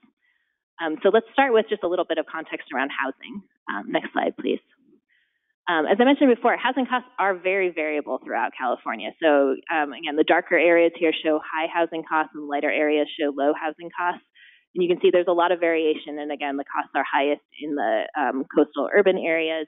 Those are also the parts of the state that have the largest, their most dense population. So housing costs are extremely high in some areas and more like national average costs in other areas. Next slide, please. However, that doesn't mean that there's only a housing affordability problem in the highest cost areas, because it's important to keep in mind, again, that areas that have lower housing costs also typically have higher unemployment and have jobs that pay lower wages. So if you look at the share of households that are paying more than they can afford for housing, it's actually pretty similar across all regions of California. There's not a lot of big differences, even though the differences in how much housing costs are quite different across regions. So again, the orange bar shows the households that are paying more than half of their income towards housing. And if you go all the way up to the yellow bar, that's households that are paying more than 30% of their income towards housing. And you can see that, from the San Francisco Bay Area to the Sierra Nevada to the Central Valley to the Inland Empire, across all these areas, close to 20% of households are paying, close to or more than 20% of households are paying more than half of their income towards housing.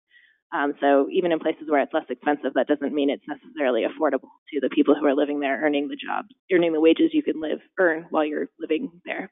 So next slide, please. So childcare is another area. As you know, childcare is second only to housing in terms of cost in families' budgets if families have working parents. And this is an area where, again, there's, as Essie was talking about in our earlier presentation, there has been some reinvestment to try to compensate for some of the significant cuts that were made in the state subsidized childcare system in the wake of the Great Recession. We've come back some of the way, but we're still lagging behind where we were many years ago. And we can also argue about whether even that situation was acceptable because there was such a large wait list at that time. So we still have not recovered in terms of enrollment in subsidized childcare since the recession era cuts. And then finally, next slide, please. We want to talk about one key population in California, and that is families that include immigrants. We spoke about a little bit earlier. Immigrants are just such a key part of California's population and California's identity, California's workforce. Where more than a quarter of the state population are individuals who are born in another country, and then if you also account for the children, the U.S.-born, California-born children of those individuals, it's a really large share of the state population. And this is important in terms of making ends meet because immigrants in California are much more likely to experience poverty than U.S.-born Californians. So you can see more than a quarter of immigrants in California are in poverty when you account for the cost of living, compared to about 17% of non-immigrants. And part of the reason for this is that a lot of families that include immigrants just have less access to the kinds of public supports that can help families make ends meet. So next slide, please. So one of the big policy success stories that we were talking about earlier today is just that California's uninsurance rate has gone down significantly. The state has expanded a lot of access to Medi-Cal and other changes through the Affordable Care Act to really increase the number of people who have health insurance. So it's dropped quite a bit. And next slide, please. And a lot of that has been by increasing access to Medi-Cal, which is the public health insurance program. And this directly affects families' basic needs budgets because if you have access to Medi-Cal, you basically don't pay any money or very little money out of pocket for your medical care. So that's one expense you don't have to cover with your earnings or your other kinds of income, which makes a big difference in allowing you to make ends meet and covering your other expenses. But many adult immigrants are not eligible for Medi-Cal. So a lot of the remaining adults who are uninsured in California include undocumented adults who are currently ineligible for Medi-Cal. And so this is one area where the state could choose to make a further investment to help those individuals make ends meet, which would have implications for both those individuals and also the families that they support. Next slide, please. And another area that we talked about this morning is the Cal EITC is another really important support that is a state-created program that provides refundable tax credits to working Californians who have very low incomes. And this is another area where there could be more choices to it currently makes a big difference for families earning very low incomes. As you can see, the Cal EITC combined with the federal EITC can almost double the income of families with children who are earning the low incomes that are at the level where they're eligible for those credits. But the credit doesn't currently include all workers. There are some workers who are excluded. So young adults ages 18 to 25 who aren't raising kids, and also seniors over the age of 65 who aren't living with kids are currently not eligible for the Cali ITC. And also to claim the Cali ITC currently, the tax filer and everyone who is being claimed for the credit has to have a Social Security number that is valid for work. So if anyone in the family does not have that kind of a documentation, then they aren't eligible for it. So that ends up excluding a lot of working immigrant families, and including a lot of U.S.-born kids who have immigrant working parents who aren't eligible to claim the credit. So this is another area where policy choices have been made and could be made to extend this kind of support so that to help more families make ends meet. Next slide, please. So the bottom line, before we move on to our panel discussion, just to review, just that families and individuals in California place high costs to meet their basic needs. Those costs vary in different areas, but even in places where costs are lower, incomes also tend to be lower. So a lot of families are really struggling, even though the economy is doing well overall. While housing costs have been rising, incomes have not been keeping pace. So that means more and more families and individuals have been squeezed. But our public policy choices help determine whether the families and individuals in our state have the resources and support they need to make ends meet. Next slide, please. And so now I'd like to move on to our panel discussion. Actually, next slide, please. Oh, yes, I should say, if we have all of the detailed budgets for different types of households are available for each of California's county. We have an interactive on our website where you can look up and compare across different household types and different locations. So I encourage you to visit our website and check that out. Next slide, please.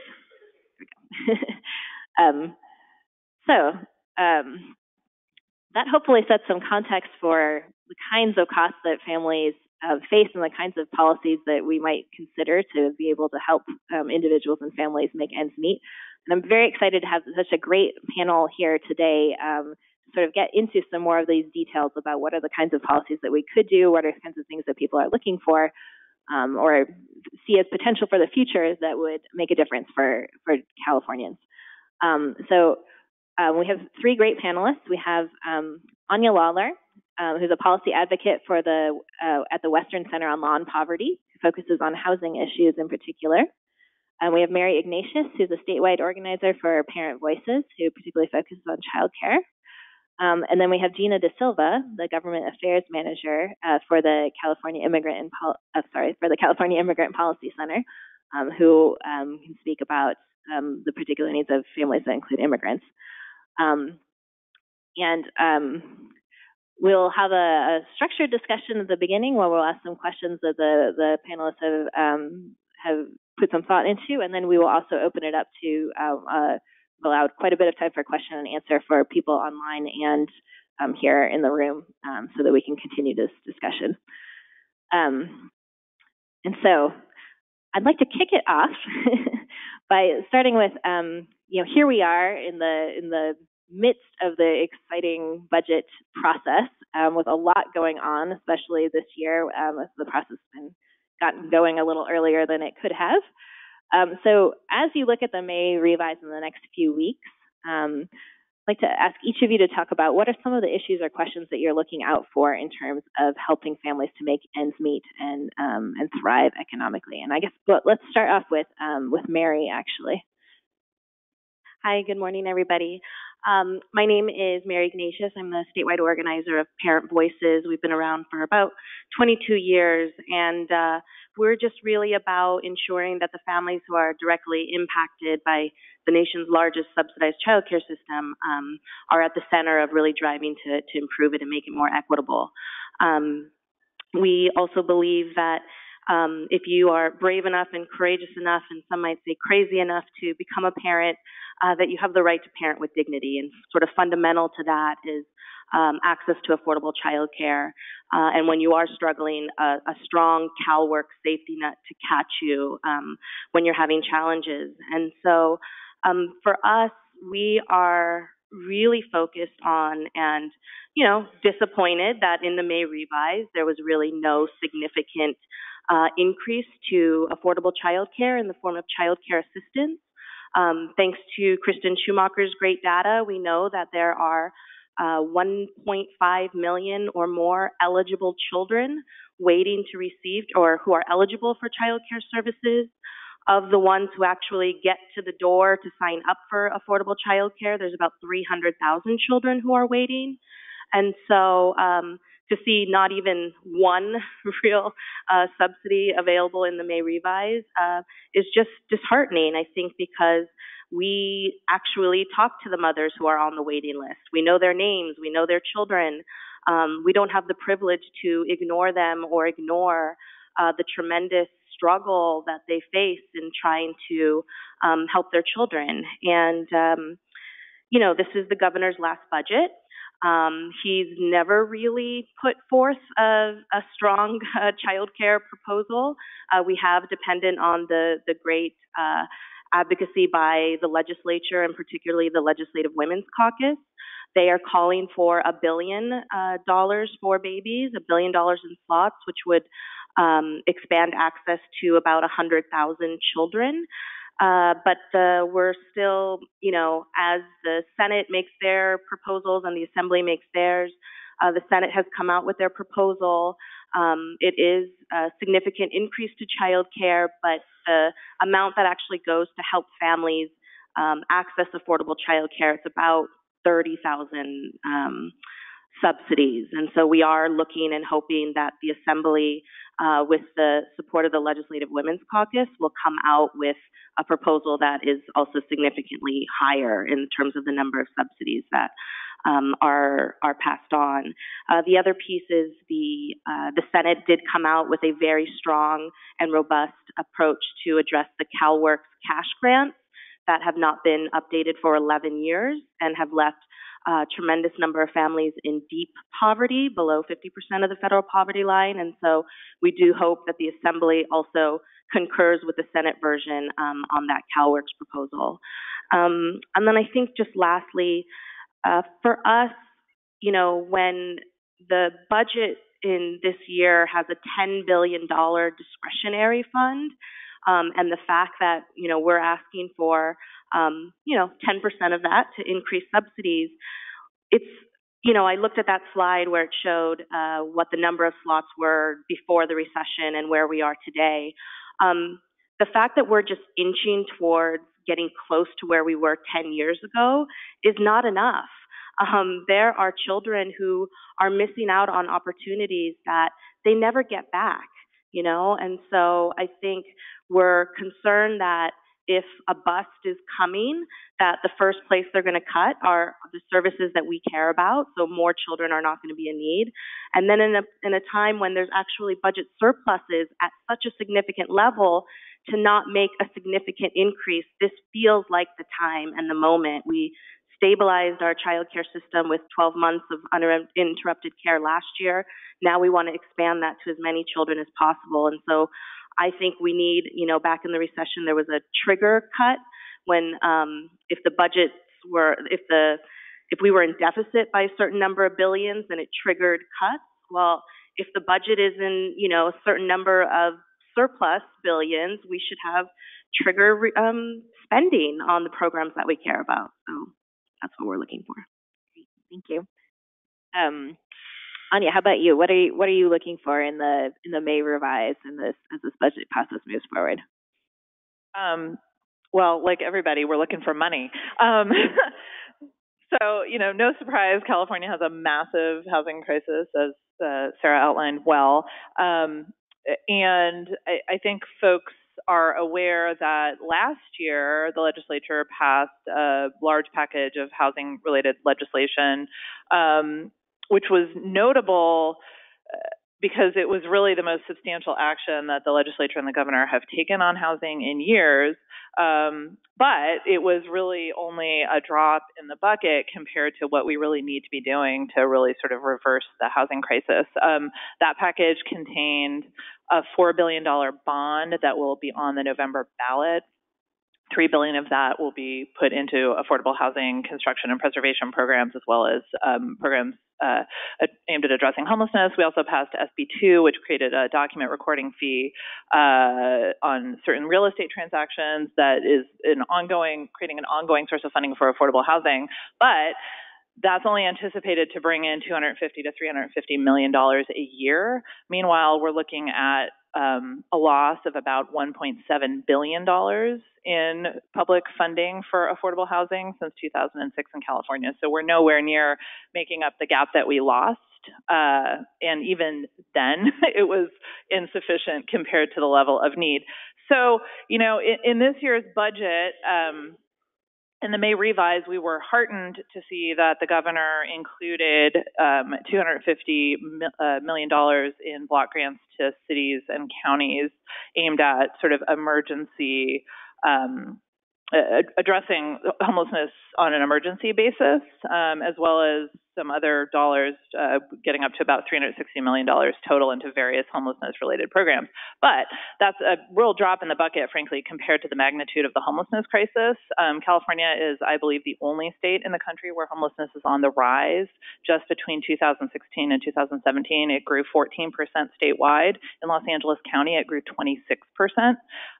So that's, the numbers are terrible, and the rise actually aligns pretty neatly with when we ran out of money and when we eliminated redevelopment agencies, which brought in about $1 billion a year in state funding for affordable housing programs. And so, it was good to see the governor acknowledge that we need to put more money into that. But again, given the magnitude of the surplus, we'd like to see more. We're heartened that the Senate put forth what we feel is a rather bold proposal, asking for $4 billion in ongoing funding over 4 years, aimed at filling essentially 3 buckets that we think are critical to address homelessness and also stabilize lower income families.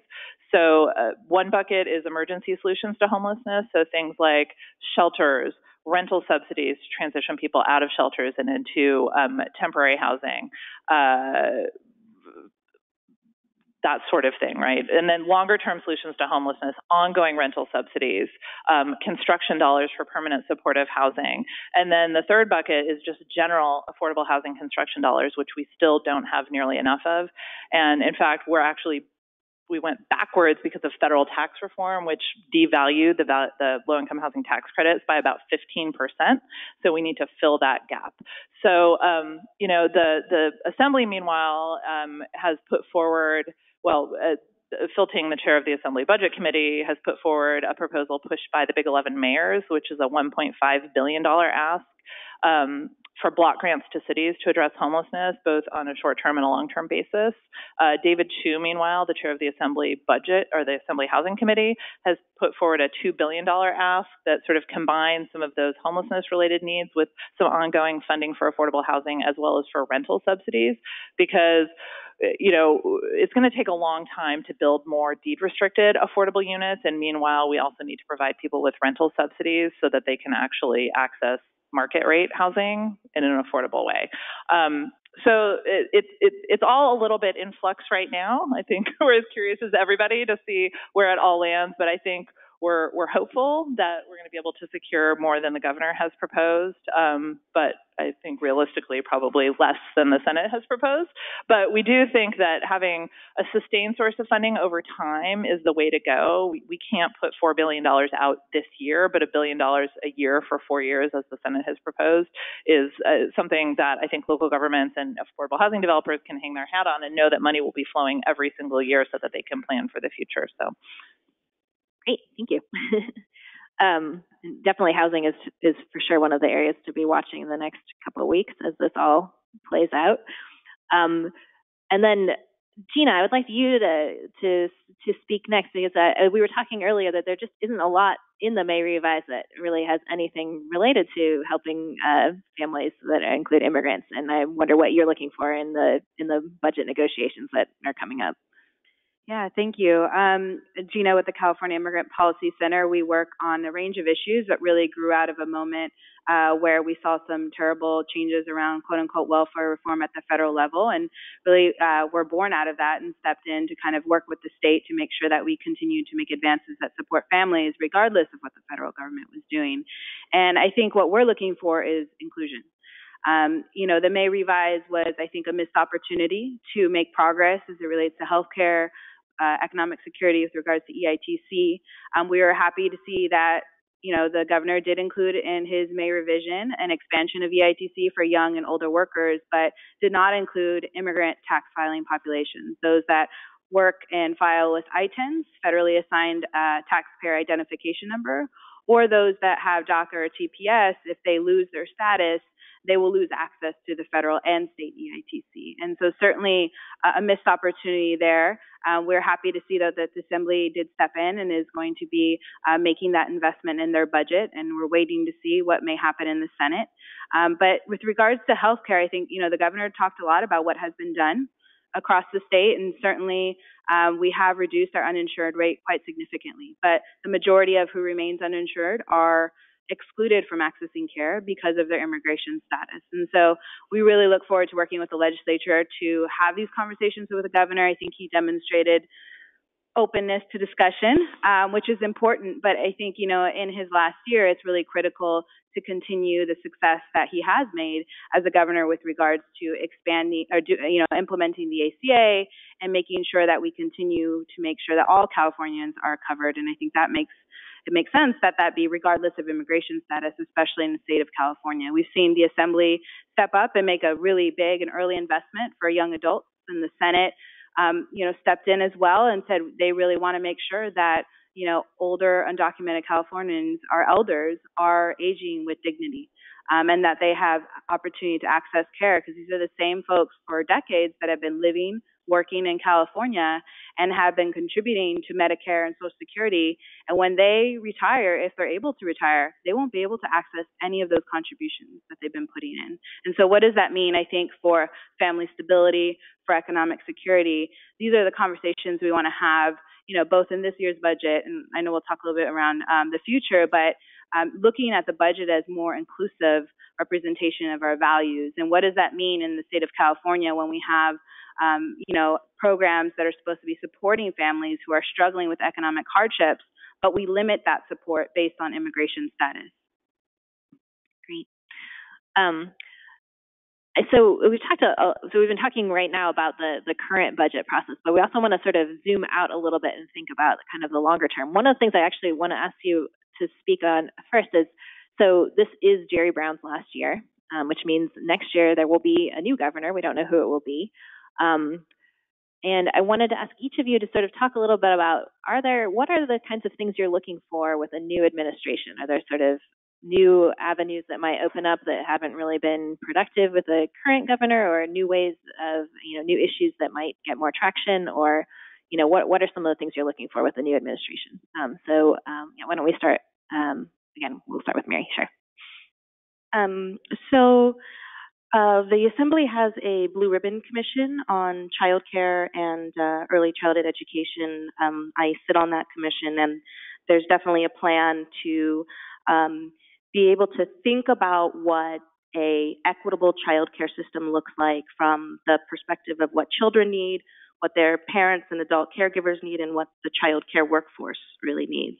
And so we hope that by the time we have a new governor in place, that plan will be ready to present, and really trying to be as robust and comprehensive and inclusive around who's being left out. And so that plan can serve the next governor and the administration in how to achieve those goals. I think for us as well, and Anya, you mentioned this, we need a funding source, a dedicated funding source in order to address the needs of 1.5 million children, to address the needs of our child care workforce, who are predominantly low-income women and immigrant and mothers themselves, who are providing this care, but at wages that are should be, it's embarrassing that we treat the people who care for our youngest and care for our children when we can't be there, that they're paid so low. So we definitely, because until then, we're just continuous down this like incremental path, choosing, do we support the healthcare needs of immigrant children versus the childcare needs of those same immigrant children, and or against housing. So we just keep getting pit against one another instead of trying to be more aspirational. And so I think for the next governor, over the next 3 to 5 years, it really is thinking about what would a dedicated funding source look like, and then putting in place the plan that would really help us get there. And I think we would also like to put forth ideas around targeted universalism. This is a concept that we've been kind of exploring, which, universal programs is the goal. But if you start with universal programs, you often end up leaving the very families you're trying to impact the most because of various barriers and obstacles. And so, what would a child care system look like that is addressing the needs of our farm workers, of families who have an incarcerated parent, of children in the foster care system, and trying to get children, preventing them from even going into the foster care system because they have child care subsidies. So really thinking about how do we target the resources we have to really address equity, and then get us towards universal. That's what we'd love to have the conversation with the next governor around. Great. Gina, do you want to talk next about what you're looking for with a new governor, a new administration? Yeah, I think, the past couple of years have been a lot about resistance and our state fighting back. And I think that's important to continue into the next governor, but I think it's not about just resistance. It's about advancing and making bold changes that make sense for our state, right? For the state of California. And I think, slowly in some ways we've started to look at that, but I think, and I agree with Mary, that we really need to prioritize communities in need, and we need to build equity into the way that we do it. We cannot define opportunity by immigration status. We have a number of folks in our state that are just stuck in limbo, and it's because of the federal government. We can't change their status in the state of California, but we can stop treating them differently with regards to economic opportunity and the safety net based on their immigration status, because we know that a number of these folks are living in households with U.S. citizens, with children. And so what effect is our state having on tackling poverty, on supporting families, if we continue to treat some Californians differently than others in that progress? And so I think, we've seen some really strong leadership in the legislature in the past several years. Senator Lara, the pro tem emeritus, the current pro tem Atkins as well has been very supportive, and I think it's continuing to really be bold on opportunities to support families and think beyond the federal government, where there are opportunities for the state to continue to innovate and make change that makes sense for who our state is and what our communities look like. Great. And Anya, what about housing in a new governor? Are there new opportunities, new things you'll be looking at? Yeah, I think in the housing world, we see a lot of opportunity with a new governor. Governor Brown has really not been somebody who has wanted to focus on housing policy. He really has not seen the state having a heavy role in shaping housing policy. And so that has been a challenge to deal with. But, the housing crisis is now, it's always been there as long as I've been working on housing policy, but it's grown to a point where it's affecting people at relatively high income levels, and I think that has gotten a lot of attention. And I think as we shift into a new governor, there's an opportunity to really dig in and make some meaningful changes to some of the failed housing policies that have gotten us here in the first place. The state has been chronically underproducing housing for 10, 15, 20 years. We have a 1.5 million unit shortage just at the very low and extremely low income levels. Just at those two income levels on the rental market, and that doesn't even account for the low income level and the moderate income level. We don't really have a shortage of market rate units on the rental market. So we really need to dig in and figure out what to do about that. And we have some successful models, like we can ramp up housing production through densification, permitting a lot more multifamily units, but also making sure we build in policies that ensure as we ramp up production, we're producing affordability, we're giving lower income households access to higher opportunity areas, we're building housing where the jobs are. Sarah showed the maps earlier of, where the costs are the highest in terms of housing, and it's along the coast. And not surprisingly, those are also the areas that have seen the greatest amount of job growth, but very low amounts of housing production. So that obviously creates kind of a perfect storm. So on the production side, we really have a lot of work to do to turn things around to actually get to the point where we have enough units, because we can't house people in units that don't exist. We can't get homeless people off the streets if we don't have a unit to put them in. So that's one area where we really need to dig in. And then again, we're still going to need money, because no amount of market rate production is going to magically produce units that are going to be affordable to low income households. Those units are always going to need subsidy. That's true in California. It's true in the rest of the country as well. We're not special in that regard. So we do need subsidy. And, we can have indirect forms of subsidy. For instance, as we upzone, you can capture some of that value and pump it into producing affordable units with no direct financial subsidy. It's an indirect subsidy. That's sort of value that's captured. But we also do need direct financial subsidy, and we need to look at, how do we increase the pot of money that we've started through the SB2 fund to create a permanent source of funding for affordable housing in California that's a little bit more robust. Through the negotiations on SB2, that fee is not applied to home sales.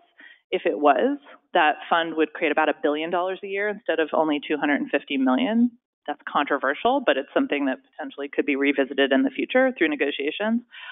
We can look at how we subsidize homeownership versus rental housing. The state subsidizes homeowners to the tune of about $961 per year per homeowner. We subsidize rental housing to the tune of about $71 per year per renter, so it's a little bit inequitable, to put it mildly. So we can look at things like the mortgage interest deduction.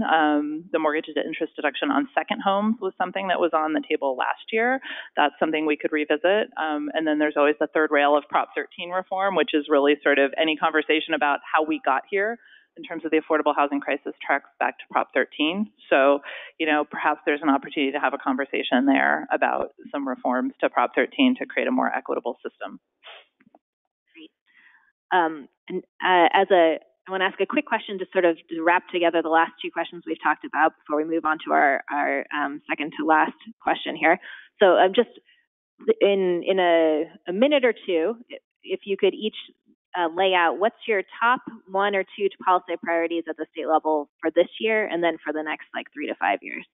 And why don't we'll just keep going. We'll start with Mary.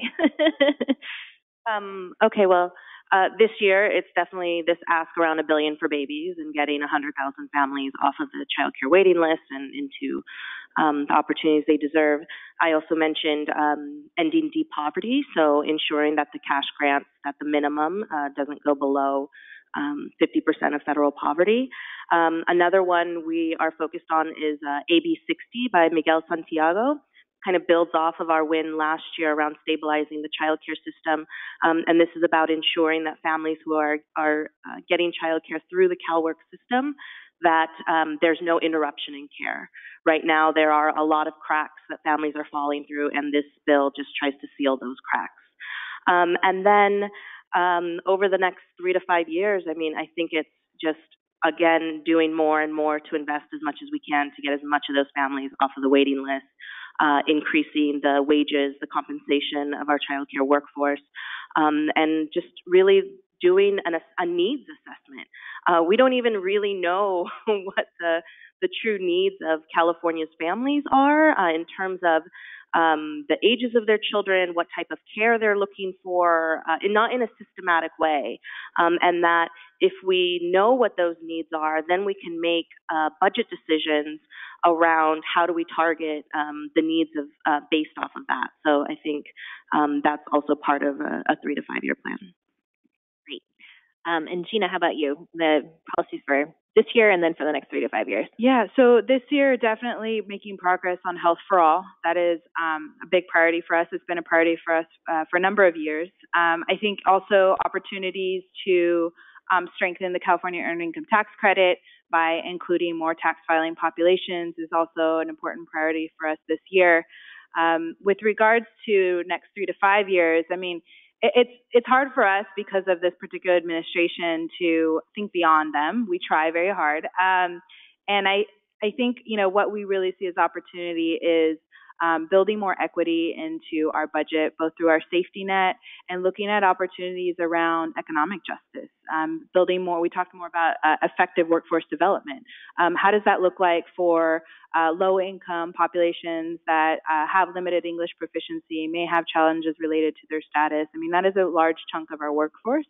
And so I think continuing to look at investments as opportunities to be more inclusive and to build more equity that really has a roadmap towards more shared prosperity in our state. I think there's a lot of things we have to tackle to get there, but we can't have that conversation if we are not really prioritizing those communities with regards to our investments. Great. And Anya. So for this year, like everybody, one of our big priorities is more money on the housing front. Particularly, we want to see a robust investment aimed at addressing chronic homelessness. But we also need to continue to fund construction and rehabilitation programs that produce long-term affordable units, which, again, we can't address chronic homelessness without those units. So they kind of go hand in hand. And then additionally, the housing package last year was largely focused on land use reforms. And we are running several bills this year on the tenant protection side. For all of California's progressiveness, we actually have relatively weak laws in place to protect tenants. So we have one bill, AB 2343 by Assemblymember Chu, that's aimed at making changes to the eviction process to give tenants a little bit better fighting chance. Right now, for example, in California, you only have 5 calendar days to respond to an eviction notice. So if that's filed on a Friday, that's day 1. Saturday and Sunday are days 2 and 3. And then maybe you finally find yourself at legal aid on Monday, trying to get some help, waiting in an intake line that may last the entire day to get an attorney to help you respond to that complaint. Otherwise, you're done and you just get evicted. It's the shortest time period in the entire country, as far as we're aware of. And so we're really hoping to balance things out because we also have an eviction crisis in California, not surprisingly. A lot of those are simply economic evictions, meaning that people's rent is getting doubled and tripled and they're getting aced out. They have to move. So we want to give tenants a better shot to retain their housing so that they don't end up on the streets or in substandard living conditions. We also have a bill by Phil Ting, the number of which I am totally blanking on. Starts with a 2 and it ends in a 9, but I don't know what's in the middle. But that bill is aimed at requiring landlords to accept what we're calling third-party payments. So these can be payments from like a flexible housing subsidy pool run at the county level, payments from a church or a nonprofit organization, or even a parent that is paying somebody's rent for them. These are not vouchers. That's a different thing. But these are direct payments where somebody else is paying the rent for the person to help keep them housed. We've been seeing an increase in those payments being rejected and the landlord saying, I will only accept a payment from the actual named tenant on the lease. In a lot of cases, if your church, for instance, is willing to pay your rent, the church cannot give you that money because it's going to mess up your eligibility for all sorts of other programs because it counts as income, right? And so the church needs to make that payment, and we need the landlord to accept that. I think that bill, hopefully, is going to have smooth sailing from here on out. It's already been pretty well negotiated with the landlord group, so that will help. And then in the future, we want to see more substantial reforms on the landlord-tenant side, and particularly we would like to see a repeal of the Costa-Hawkins Act, which restricts rent control ordinances at the local level. And if we can't get a full repeal, which is ideal, I think we'd at least like to see some substantial reforms to that to enable better rent control policies locally to help stabilize tenants. Great. So we've been talking about state policy so far. I'm going to take just a moment to speak for a moment about the federal policy landscape before we turn to our last question. So for each of you, and I think we'll start with Gina, what are the key federal issues that you're watching for right now? So it's every day. There's probably 3 to 4 things that come up. Some of those things, are really nationwide, and a lot of great national groups are working on them. I would say there's a lot happening with regards to immigration courts. The federal government is doing their best to reduce or strip away any sense of due process for people that are trying to defend their ability to stay in this country and be with their family. They're also, through a number of policies, just trying to end family reunification, period, and end immigration as we know it, as many of us in our families know it, right, coming to this country. And so one big thing that should be on people's radar is public charge. Public charge is an assessment that the federal government does when you are coming into the country or when you are applying for a green card in the U.S. And it basically currently only would assess, if you receive cash assistance like CalWORKs or you have long-term care, institutionalized care, as, okay, you may be a public charge moving forward. This may affect your ability to get a green card. It's a weighted test, but unfortunately, the federal government is trying to vastly expand that to include every imaginable public assistance that an individual could access, including their own wages through the Earned Income Tax Credit, or weatherization housing waivers as well. And so it's basically putting families in this catch-22 where I either access food assistance to make sure I can put some food on my table or get a little bit more of my wages back so I can make rent, or I decide not to access any of that at the detriment of my family's stability and health, and just pursue my legal status in this country, because a lot of people feel very pressured to make sure they can become U.S. citizens, and a green card is the next step before becoming a U.S. citizen, because not only do you have an income boost when you become a U.S. citizen, your economic opportunity changes just by that simple change, and then also you're protected from deportation. Until someone becomes a U.S. citizen, they're still at risk of being deported, being stripped away from their family. And so, it's really putting families and particularly households where you have children in a very extreme situation to where their parents have to decide, do I make sure my kids have dinner tonight, or do I make sure that I'm able to stay with them moving forward? And that's a very drastic way of framing it, but that's really what they're trying to do. Right now, it is just a bunch of leaked drafts and rumors. We have a sense that it's sitting with OMB to probably undergo some changes. We think there are some legal issues at play, but I think it's really important for folks to track this. In California, 1 in 2 kids have an immigrant parent. This is going to have widespread impact for families across the nation. It's also going to be, if they do try to move it, incredibly expensive for local and state governments to implement, and potentially create a lot of fear and chaos from a federal government that is already pushing people into social isolation that are immigrants, and that's going to have really detrimental effects on health outcomes in the short and in the long term. Great. Well, not great, but thank you. All right, Mary, how about you? What are you following at the federal level? I would say, thank you mentioning the public charge. That's definitely one we're tracking, as well as, interestingly enough, the federal budget passed with a $5 billion increase to federal child care dollars. So I think we were kind of shocked that happened in this administration. And so that money comes directly to the states, and it's about $234 million a year for the next 2 years. And so there is a specific provision in there that those funds should be made to supplement and not supplant existing obligations. And so Department of Finance, if you're listening, we want to make sure that you supplement and not supplant. And, while that was an incredible increase, I know that, we didn't get the Dreamers provision in the budget. And so while we want to celebrate that, we also know that those students and children and adults were left out. The other piece we're looking at, Senator Patty Murray and Representative Bobby Scott introduced a bill called the Child Care for Working Families Act. That act it's sort of our North Star for child care advocates and activists. It sort of sets the level at which you would pay towards affordable child care at 7% of your income, not 50% or 25%. It would increase the wages for the child care workforce. It would address all the kind of things that we want.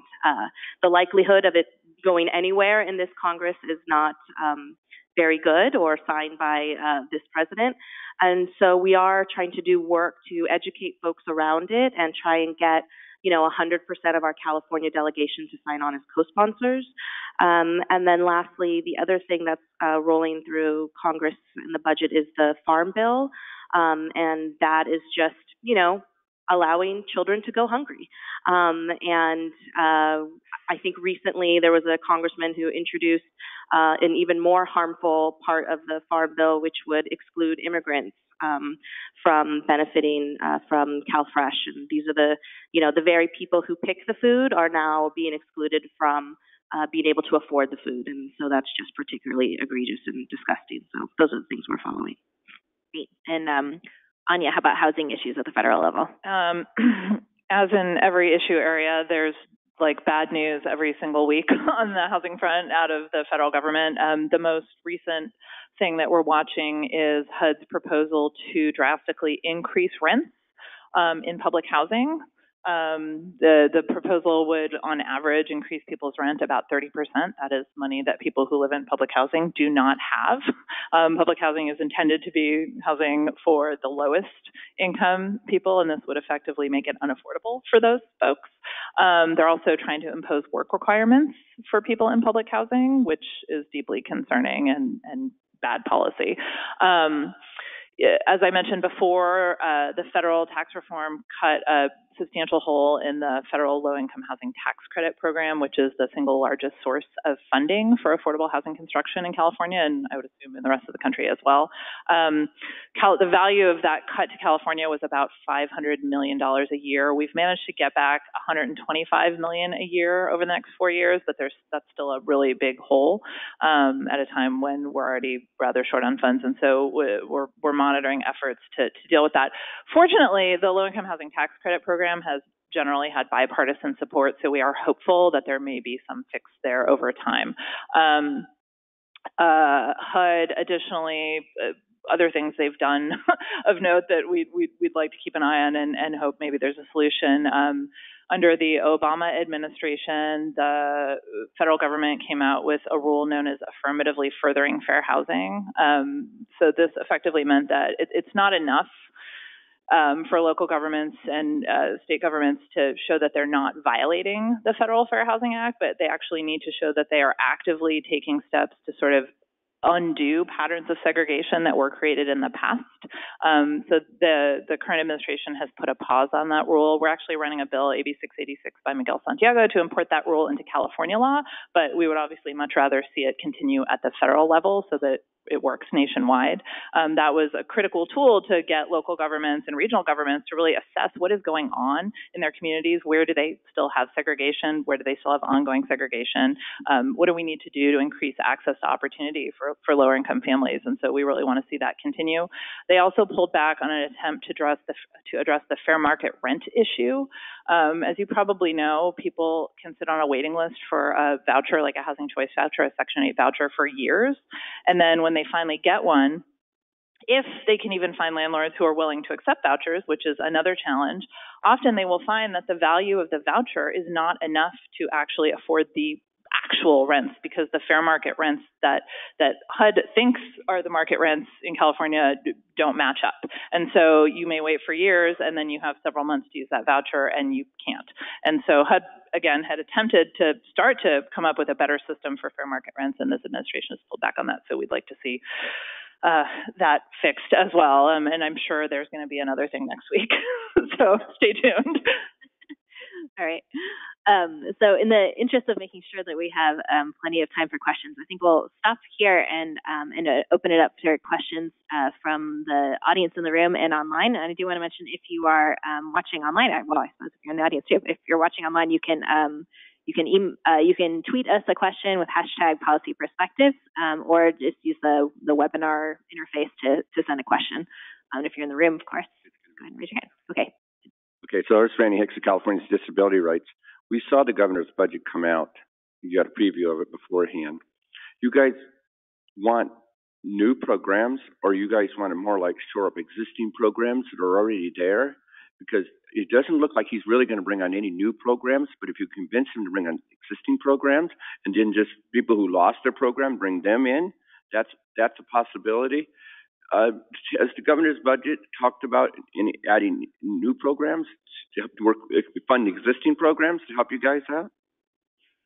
So do you want to speak about, or if any of you would like to speak about investments in new programs versus existing programs or one-time spending, maybe with this current year budget?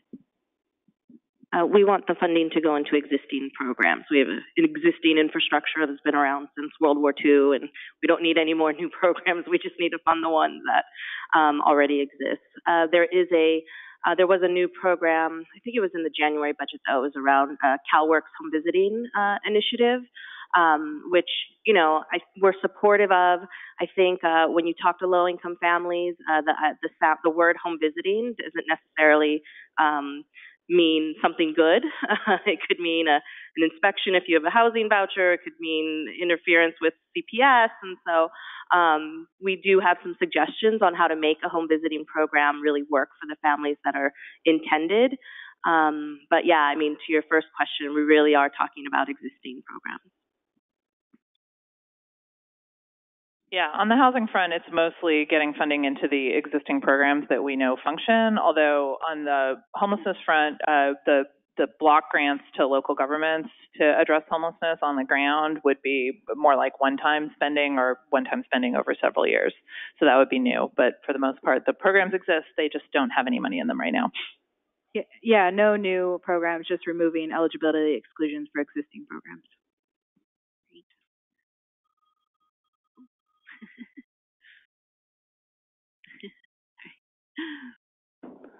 How about Sarah? I'm going to jump in. We have a question. This came in via GoToWebinar, and the question, it has to do with, they're asking about the importance of the California Schools and Communities First initiative, which many people know as split roll or commercial property tax reform. Many people know that that was initially thought of as possibly for this ballot season, but now it's looking like they're going to qualify it. They're aiming to qualify it for 2020. But the question is asking about sort of from a revenue perspective, or really from a spending or investment perspective, what would be the importance of split roll or Prop 13 reform in that it would be able to boost particularly local revenues going forward? That cuts across a number of the issues that have been discussed. But I guess I want to sort of take the organizer's prerogative here, actually, and take that question and maybe broaden out a little bit. So first address the Prop 13 reform in particular, but I just wanted to, since we talked a lot about spending and sort of investments, just maybe open it up to talk a little bit about sort of California's revenue system overall, because as we all know, and we're partners with all the organizations that are involved in this panel, each year there's this sense that we, on a budgetary side, have to kind of fight over this fairly constrained pie that we have in California, and how do we sort of make it so the pie is actually just larger going forward? So two questions, I guess, rolled into that one question that came in via GoToWebinar for the panel to speak to. Yes, we need Prop 13 reform. And so I'm sure, I know our organization is going to be participating in that effort around signature gathering and getting out the vote and making sure we're talking to low-income communities of color who are kind of being left out of traditional get out the vote efforts, and really making sure they are also fully engaged since they will be directly impacted. I also was just at a conference this weekend where they were talking about, I think, the opponents of Prop 13 reform are also trying to put on an initiative, I think, for November 2018 that would actually further decimate what's happening with Prop 13. So it would kind of, I wish I don't have my notes in front of me, but whatever it is, I think it's a vote no on whatever that initiative is, because it's trying to just further mess with us. And then in terms of revenues, I can say that, you know, in lieu of what's happening revenue-wise at the state level, there are attempts at local levels to address some of these funding shortages. So in San Francisco and Alameda County, we have 2 revenue initiatives on the June ballot that would eliminate the waiting list in those counties and pay the workforce better wages. In San Francisco, it's Prop C, and it's a tax on commercial real estate, which is similar to Prop 13. And it raises $140 million a year.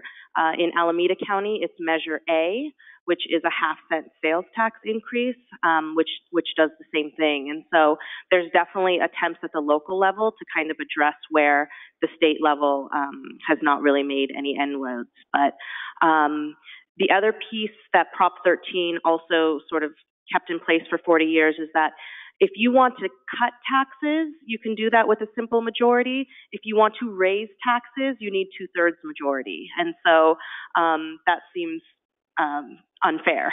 And so if there was any effort to try and change the rules so that if you wanted to raise taxes to a simple majority, that would also help us get in the revenues that we need. Anya, did you want to talk a little bit about the Prop 13 reform? Great. I think she covered it fairly well. I will say that I think the initiative you're talking about is the one being attempted by the California Association of Realtors, which would allow seniors to essentially retain their current property tax rate even if they switched and bought a different home. So that means that, their new home wouldn't, bring in additional property tax. So that's concerning. It's one of, I think, upwards of 5 housing-related measures that's going to be on the November ballot. So there's going to be a lot of action there. But yeah, Prop 13 decimated local budgets. There's a lot of talk on the housing production side about how expensive it is to fund infrastructure and how locals are charging such high fees, for things like sewers and the whole host of other things. But the reality is they have to pay for that somehow. So if it's not getting paid for through property taxes, it gets tacked on the construction side. And there's a robust conversation about whose fees are higher than they really need to be and whose aren't. But, we can't talk about cutting housing construction costs by eliminating fees because communities need sewers and they need other things. And those fees have to get paid for somehow. And so that's one of the messes that was created by Prop 13 is infrastructure finance is also a mess, and that leads to increased housing costs. So.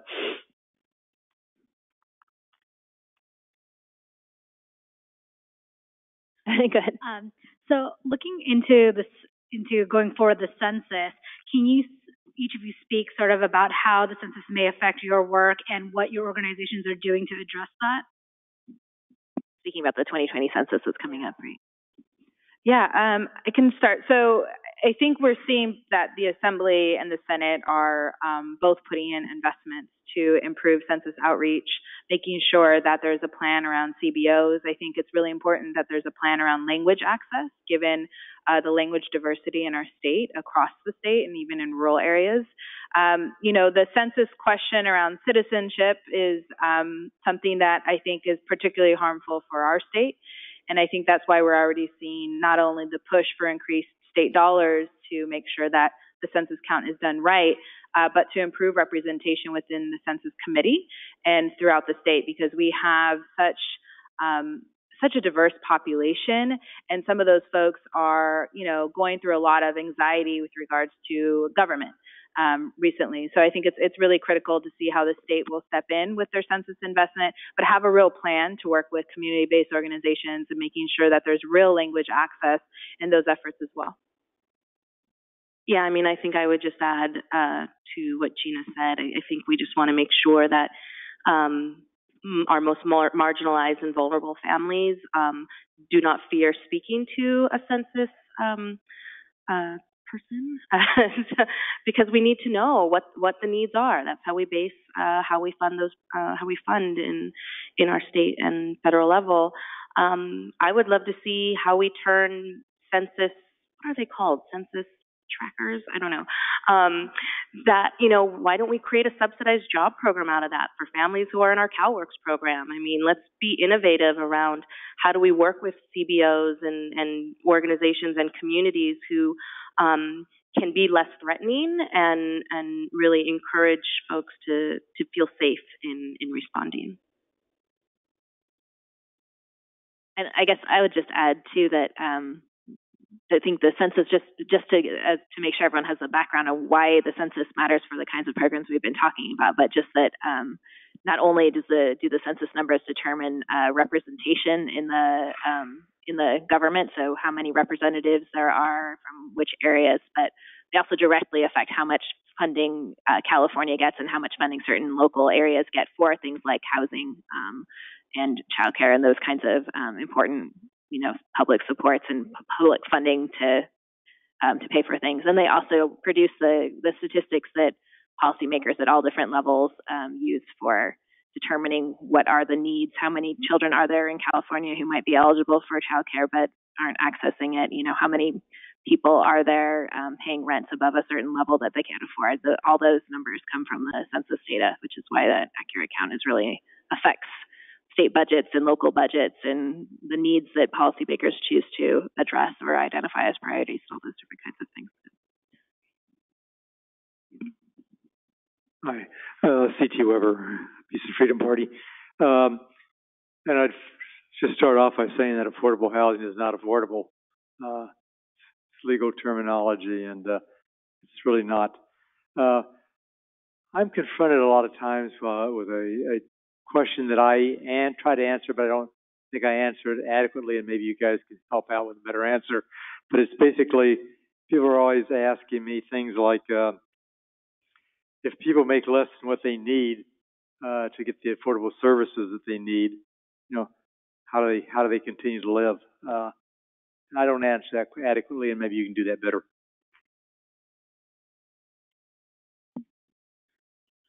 So the question is sort of what are some of the when it hits the ground, when a family doesn't have enough money to meet their basic needs, they're not making $103,000 in San Francisco, but they are a single mom with 2 kids. What are the kinds of things that families end up doing to be able to cope? Is that the question? Okay. I don't know if anyone wants to.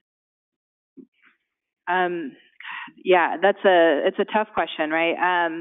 I think just from personal experience and from, the work that we've done, I think people do whatever they can to survive, right? And so especially folks that, don't have employment authorization sometimes will start their own businesses, will rely on friends and family. I think communities of color often have a good kind of social safety net at times, and so relying on that.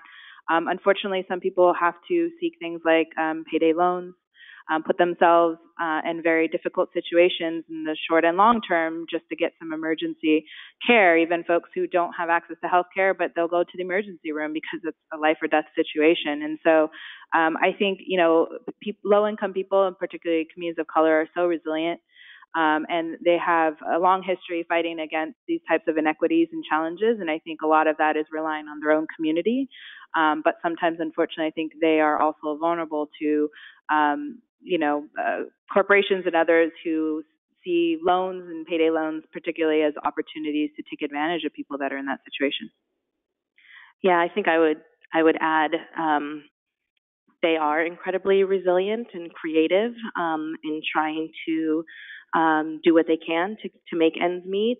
And when we get told all the time, well, you should just go back to your family and friends and your neighbors to help you.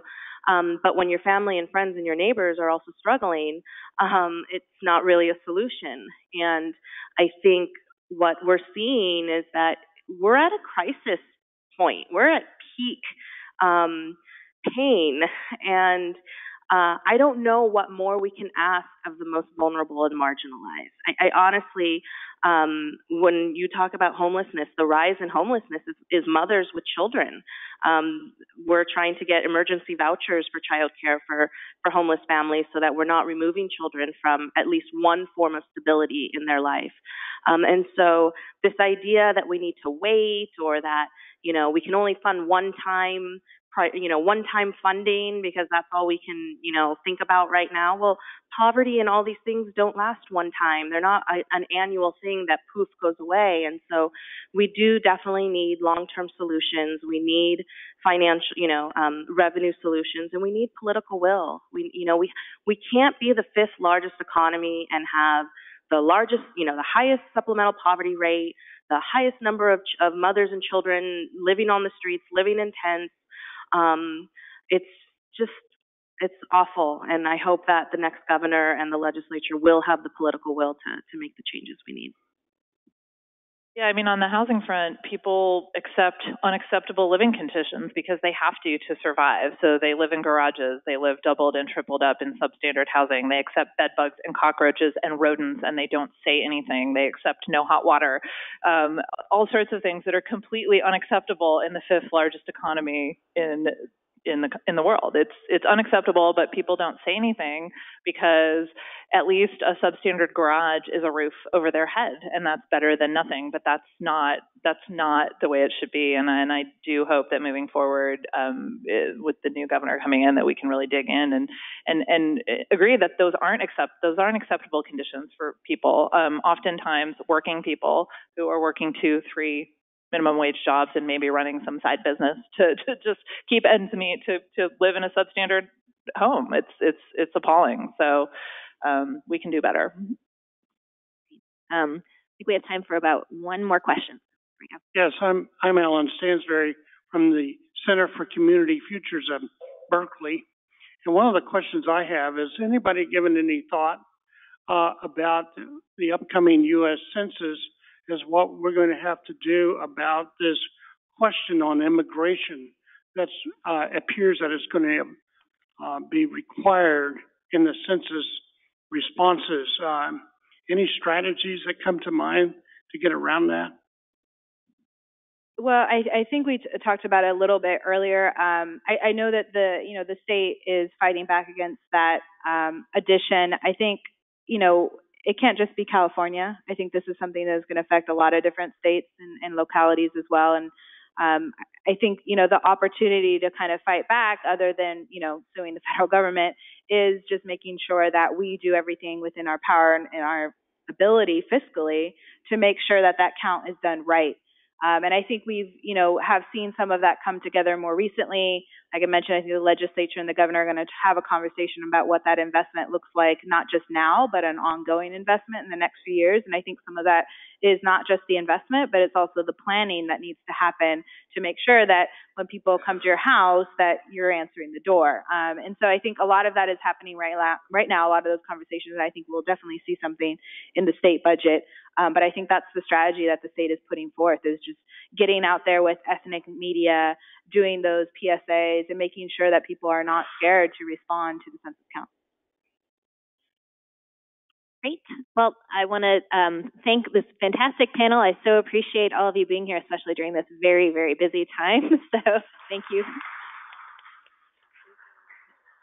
And I would like to thank everyone who's here in the room and also online for your attention and interest in these important issues. I want to let you know that the slide decks from this presentation and the earlier one will be online later. And anyone who registered for the event or the webinar will also get an email with links to all the information. So thank you again for your attention and interest, and enjoy the rest of your day.